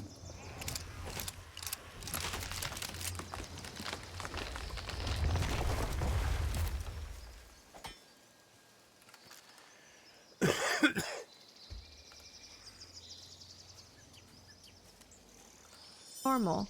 it gives someone else the courage to do the same thing. And I know Every that day I'm not that we alone wake when I up say and a that it night feels along like the knives fight hasn't against this happened, isn't I think moving fast enough. something's The wrong. danger is speeding up, and we all feel like we're stuck in slow motion. But we can't afford to fracture right now. Not when we're up against something this dangerous. Even if we live in different countries, even if we've never met, this started in America, and now it's spreading like rot. And the only way out is together. It might feel like nobody is doing enough. I feel that every single day. But that's exactly why we have to keep going. We can't let this evil divide us. We are on the right side of history. We're not hiding from the lessons of the past. And we're not sitting quietly while it happens again. There are no purity tests here. No judgment about who's doing the most. Every act of defiance counts, no matter how big or how small. And everyone is welcome to join us. And what gives me hope for America right now is that the world saw Trump for exactly what he is. And instead of ignoring it, they are pushing back. They called him out. I'll and he physically folded. fight him, but We'll he'll see have more to of push this in the that. days ahead, and that should give all of us hope. And if you've made it this far, we're probably on the same page and on the same side of history. I'm working hard to spread this message and reach as many people as possible. So if you can, please take a moment, make sure you're subscribed to the channel, like the video, share the video, leave a comment, anything to help the algorithm know to show it to more people. And for my daily posts, you can find me on Substack by searching Heather Delaney Reese. I've included a link for you below. And remember, no matter how dark the days get, I will be here every single day, and we're going to get through this together. I have hope for America, and I hope you do too. I'll see you tomorrow. Me too.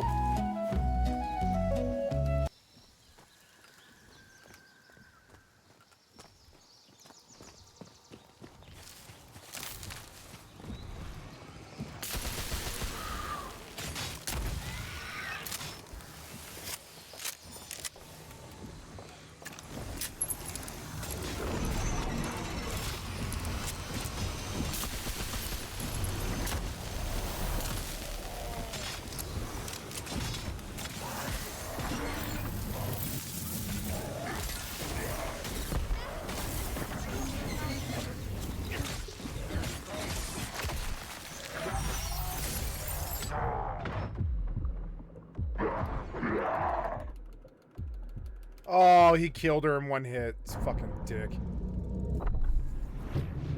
If you kill the NPC in one hit, what's the point, piece of shit developer?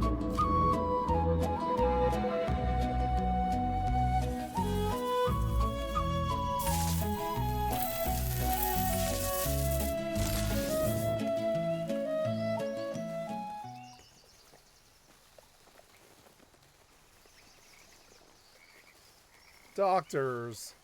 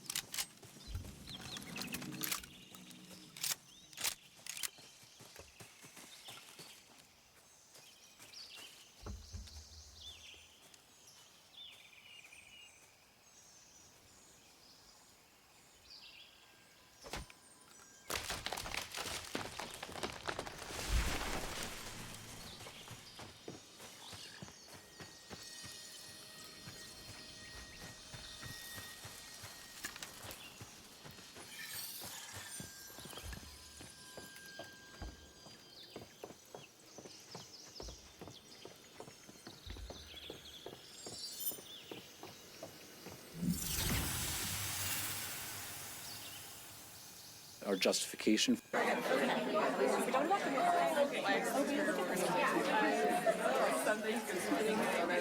Thanks for being here.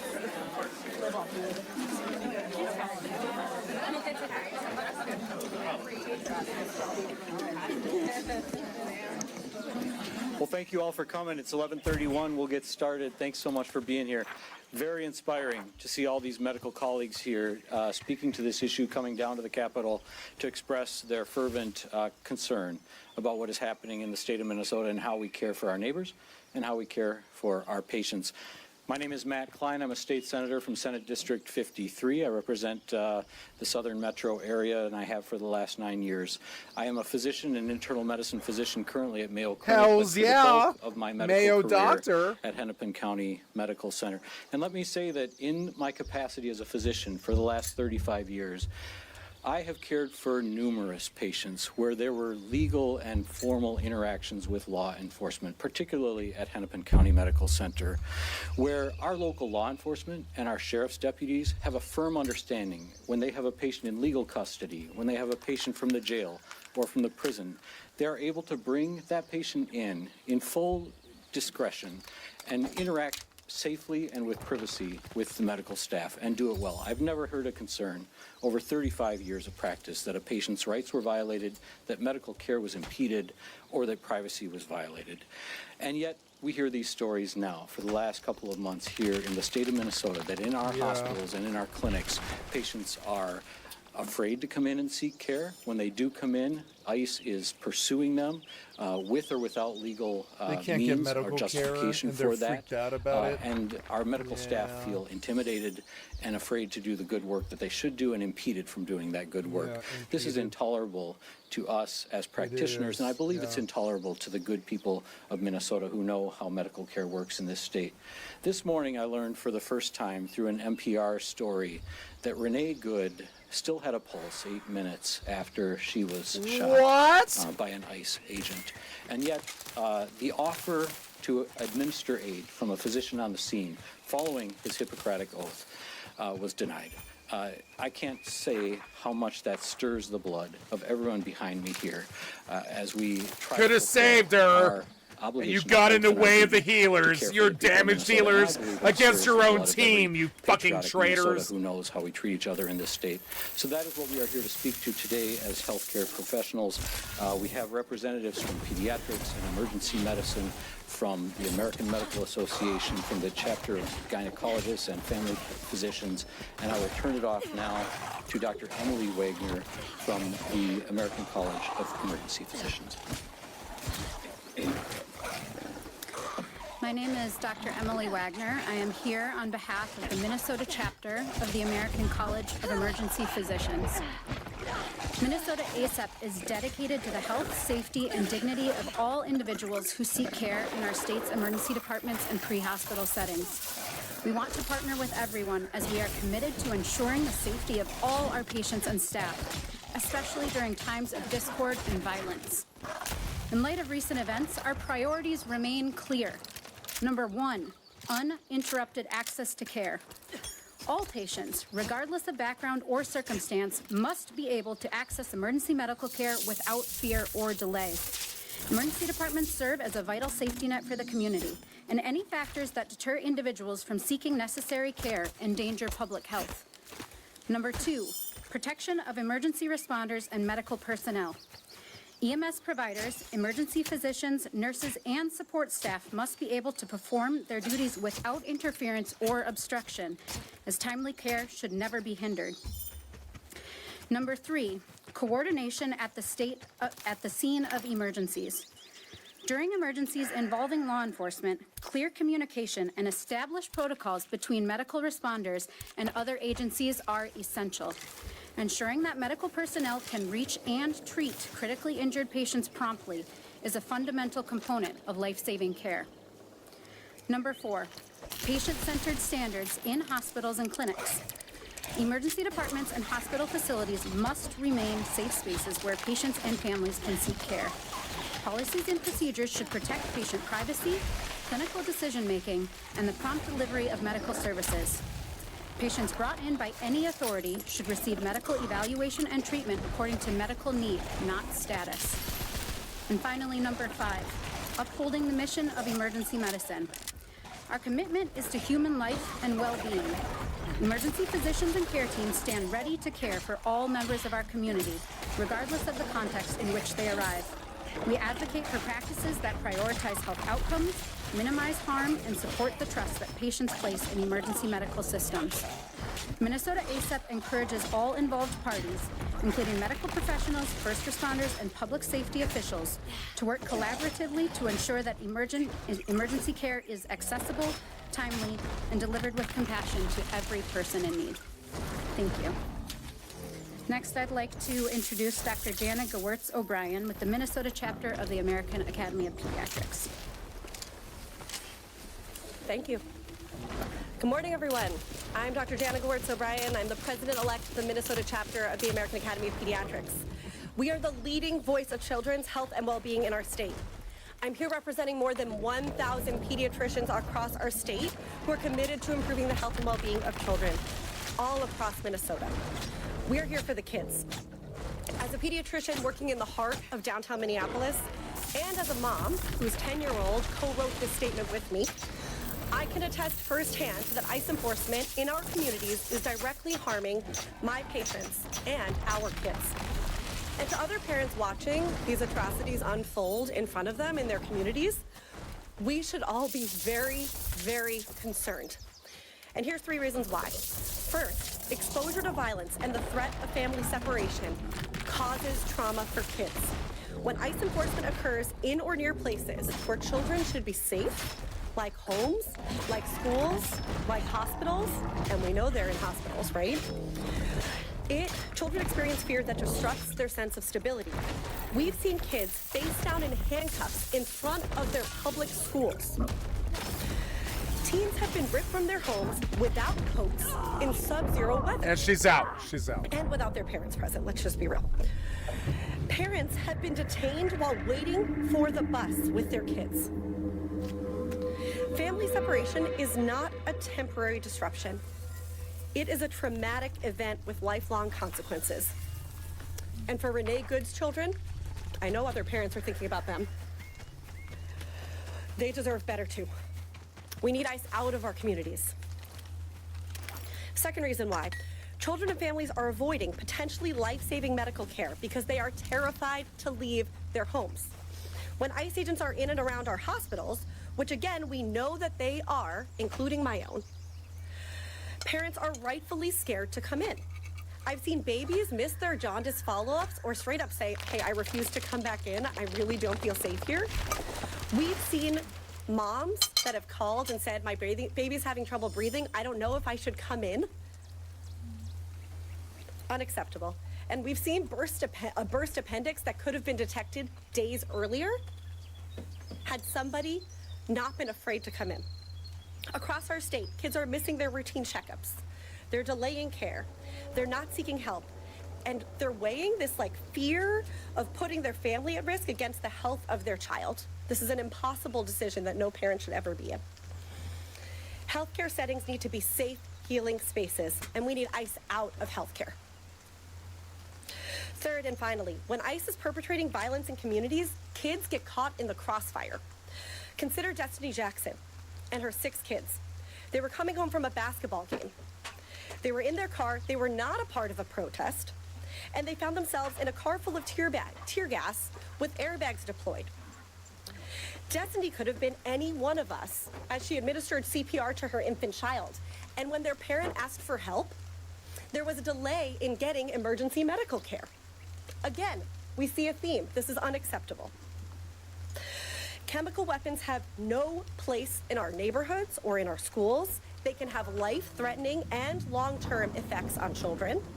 It's only a matter of time before a Minnesota child dies as a result of this recklessness. We need ICE out of our state.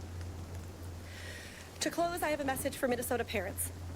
Your pediatricians and all of us are doing every single thing that we can to mobilize.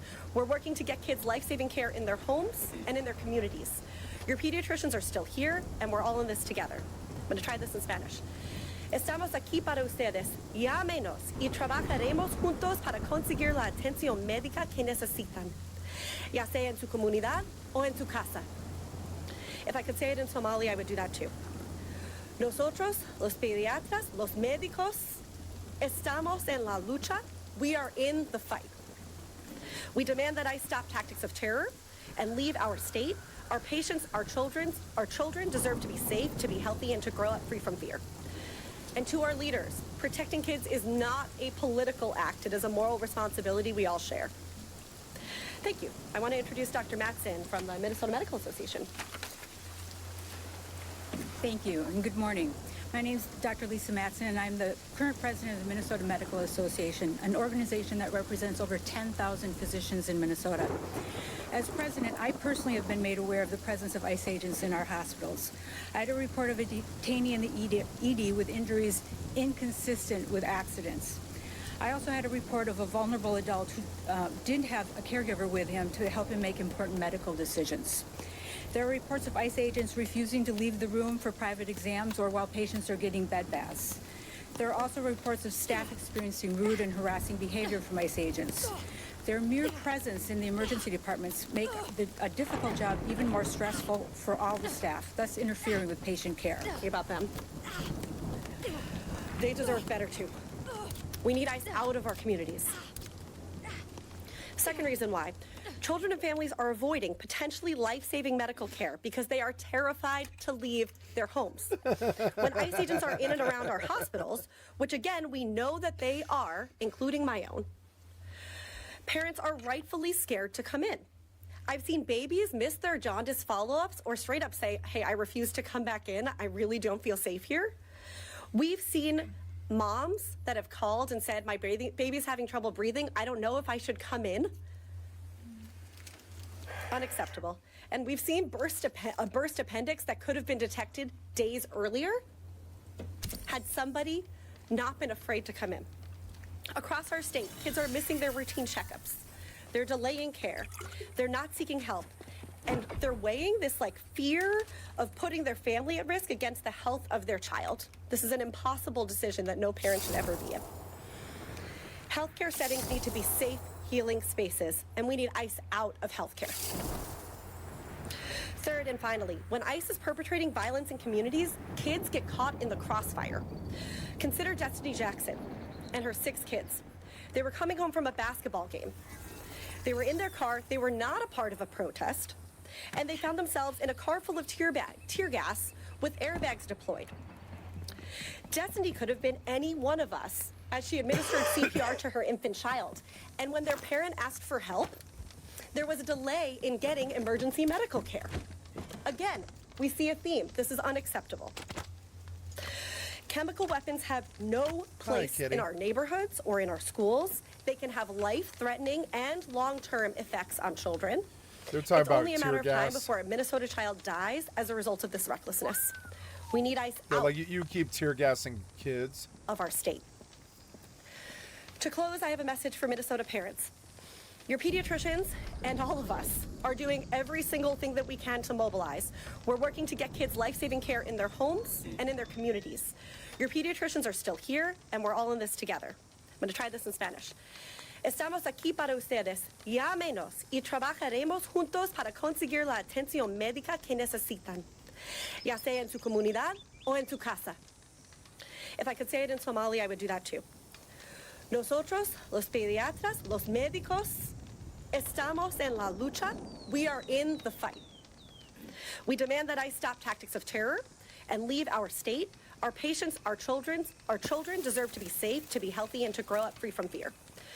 And to our leaders, protecting kids is not a political act. It is a moral responsibility we all share. Thank you. I want to introduce Dr. Matson from the Minnesota Medical Association. Thank you, and good morning.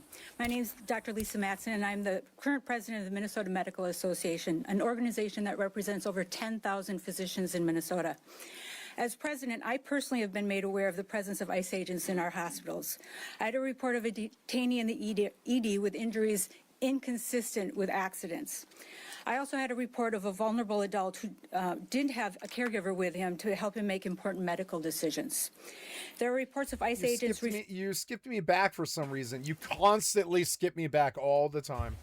In primary care, we see firsthand that when people delay or avoid care, the harm comes. You skip me back so many times. It's like I don't know where I am in the video. It's like you don't want me to see this or something. It's insane.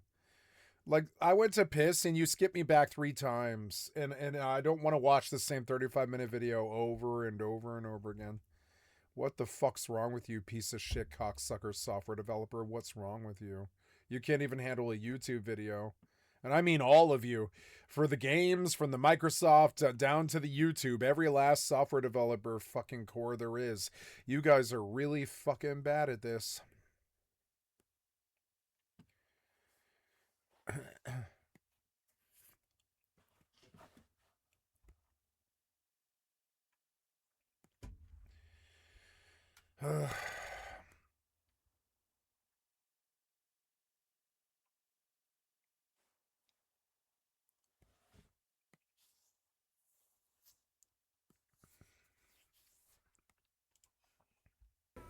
To really get to the bottom of this, we must discuss events leading up to the Holocaust and how much of these the German people and wider world knew about. To begin with, when Hitler and his cohorts first came to power in 1933, some of the first things that they did were to suspend the civil liberties of the German people, such as now allowing imprisonment of citizens without trial. It's always a good sign that you've chosen your leaders well. More pertinent to the topic at hand, doubling down on the ominous tone of the new regime, within a few months the Nazis had established their first concentration camp in Dachau. The main purpose of this new facility was to hold political dissidents, among other undesirables. You see, the existing prison systems were deemed insufficient to be able to house the number that needed to be rounded up. Not mincing words about how prisoners would be treated there, SS official Johann Erasmus Freiherr von Mausen-Ponickau gave this speech to members of the SS at Dachau shortly after it opened. You all know what the Fuhrer has called us to do. We have not come here for human encounters with those pigs in there. We do not consider them human beings as we are, but as second-class people. For years, they have been able to continue their criminal existence. But now, we are in power. If those pigs had come to power, they would have cut off all of our heads. Therefore, we have no room for sentimentalism. If anyone here cannot bear to see the blood of comrades, he does not belong and had better leave. The more of these pig dogs we strike down, the fewer we need to feed.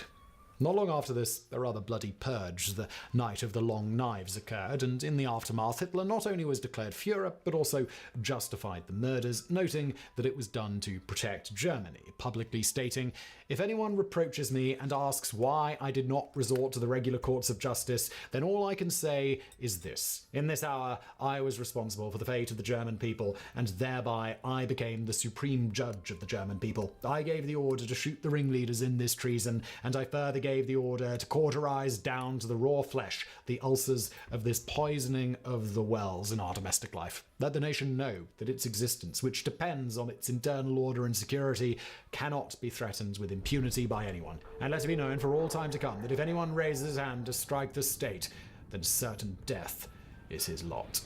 Noteworthy here was that no real evidence was presented that any of these people had actually been planning a coup or anything of the sort. Hitler simply publicly stated they were, and as a result, he had them killed without trial.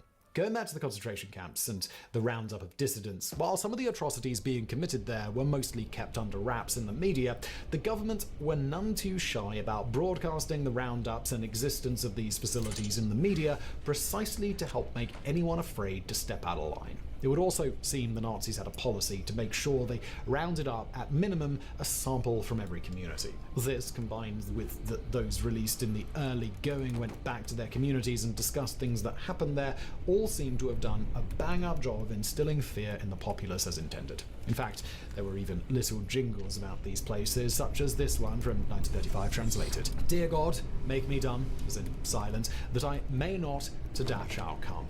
As Captain America's Dr. Abraham Erskine so sagely put, so many people forget that the first country that the Nazis invaded was their own. Or as one real-life contemporary German would state when interviewed, "You Americans can hardly understand the conditions under which we were living. It was as if all of Germany were a concentration camp and we were occupied by a foreign power. We were unable to do anything to oppose them. What could one person do against that powerful organization?" That said, though the Nazis did have an iron grip on the country at this point thanks to the coup and general support of the military, among others, they still needed some semblance of public support. And thus, simultaneous to all of this, the propaganda machine began doing its thing to help sway people to the side of Nazi ideology through various methods, including, of course, vilifying various groups like most famously Jewish people, while also beginning to sow the seeds for the need for war. In particular, attempting to paint the picture that it would not be the Germans who were the aggressors in such a war, but that they were simply defending themselves. At the same time, laws to encourage the Jewish population of the nation to leave were also instituted, such as on April 1st, 1933, where there was a boycott of Jewish-owned businesses. Further, April 7th of 1933 expelled all non-Aryans from civil service, and there were laws against allowing Jewish lawyers, jurors, judges, etc. On April 25th, 1933, they restricted Jewish enrollment in German high schools to 1.5%, and perhaps most famously, in 1935, the Nuremberg laws became a thing. The list goes on, and all of this, everybody was well aware of. On top of this, the night of the broken glass and the aftermath was widely reported on in Germany and beyond. This occurred on the night of November 9th, 1938, and into the morning of the next day. On this one, in a nutshell, the Nazis coordinated a widespread wave of aggression against the Jews. The idea was to make it look like the general public was just fed up with the Jews and they were acting on it, when in fact orders from the top came down that the SS, SA, and even the Hitler Youth were to basically riot around Jewish communities. In the end, hundreds of synagogues were burned and vandalized, with countless Jewish-owned businesses and homes suffering the same fate. All the while, firefighters and police were instructed to stand aside and let it happen. Doubling down on the awful, the next day approximately 30,000 Jews were arrested and sent to places like the Dachau concentration camp. The general point of it all seems to have been in line with simply trying to convince the Jews to leave the country in various brutal ways. On this one, those arrested whose families could show proof that they would be leaving the country soon seem to have been released without issue. On top of the extreme oppression of the Jewish people being common knowledge, the eventual euthanasia program against certain groups, like the so-called feeble-minded, was also well known once it was instituted. Illustrating both, we have the heroic tale of priest Bernhard Lichtenberg, who very publicly prayed for the Jews of the nation daily with his congregation, as well as openly protesting both their treatment and the Nazi euthanasia programs. Despite countless warnings that if he continued his very public denouncement of the Nazis and their actions, there would be severe consequences, he ignored this completely, and even in 1941 wrote a letter to the Minister of Public Health, Leonardo Conti, stating, "I, as a human being, a Christian, a priest, and a German, demand of you, Chief Physician of the Reich, that you answer for the crimes that have been perpetrated at your bidding and with your consent, and which will call forth the vengeance of the Lord on the heads of the German people." Unfortunately for Lichtenberg, very shortly after this, he was arrested and sentenced to 2 years in prison. As for his sentencing, he requested that he be sent off with the Jews to the east in the hope that he could provide some comfort for them there, but this request was denied, and he was instead sent to the Dachau concentration camp, where he contracted pneumonia and died in 1943. But again, up to this point, it would seem everyone had a very good idea of what was happening to the Jews and political dissidents of the nation, given the Nazis weren't exactly being subtle about any of it. In fact, in 1938, Time magazine named Hitler Man of the Year precisely because of this. Now, contrary to what is sometimes inferred from this was not to honour him, but quite the opposite. They stated, "Lesser men of the year seemed small indeed beside the Führer. Germany's 700,000 Jews have been tortured physically, robbed of homes and properties, denied a chance to earn a living, chased off the streets. Now they are being held for ransom, a gangster trick through the ages." They ended their article on the decision to name Hitler the Man of the Year on the ominous note, "To those who watched the closing events of the year, it seemed more than probable that the man of 1938 may make 1939 You froze me. a year to be remembered." Fucking piece Time of shit cocksucker certainly developer. nailed that one. Again, Fuck it's you, important to asshole. emphasize here. Fuck you for stealing 10 minutes of my fucking time, you worthless piece of shit cocksucker developer. Fuck you. At least I had an autosave when I slept. I'm sick of losing time to piece of shit cocksucker developers as they steal your time with forcing you to sit up and sit down and sleep and stuff. So stupid. Let's hope they lose their company.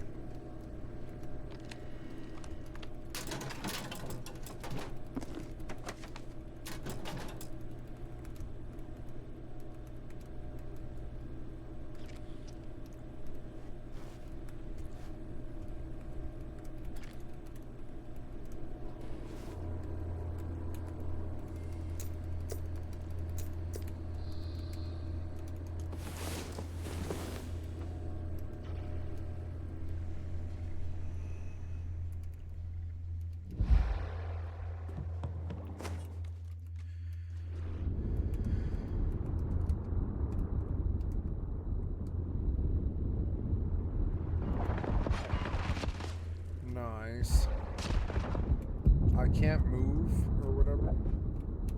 What's happening?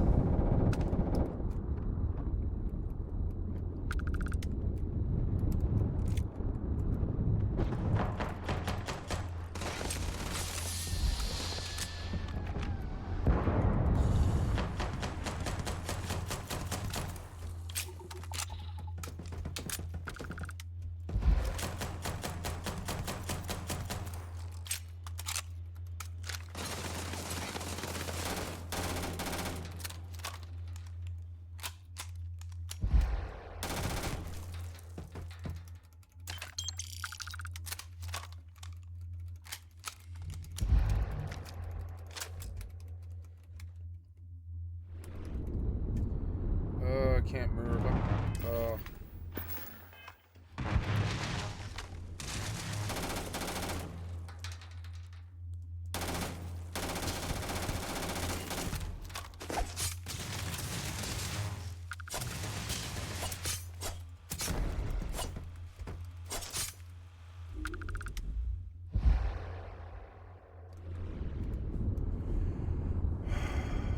Okay, guys, I'm gonna stop. I'm not in a very good mood, and this shit with ice is pissing me off, and I just want to go to bed. I'm not in a good mood for streaming. I know I'm not. I'm fucking angry, and I feel like I should be hunting police right now, and I'm not. So I'm just gonna chalk that up to a personal failure, as opposed to their failure for destroying my country and violating our Commonwealth's faith. I'm gonna chalk it up to my failure that I haven't been physically fucking killing them. And on that note, I love you guys. I will see you later, huh? Just a reminder, you've been watching Skycat Live. I'm a full-time variety gamer all day, every day. Put me on in the background, click on the cast face to donate, come to the Twitch or the YouTube, give me a like, sub, or a follow.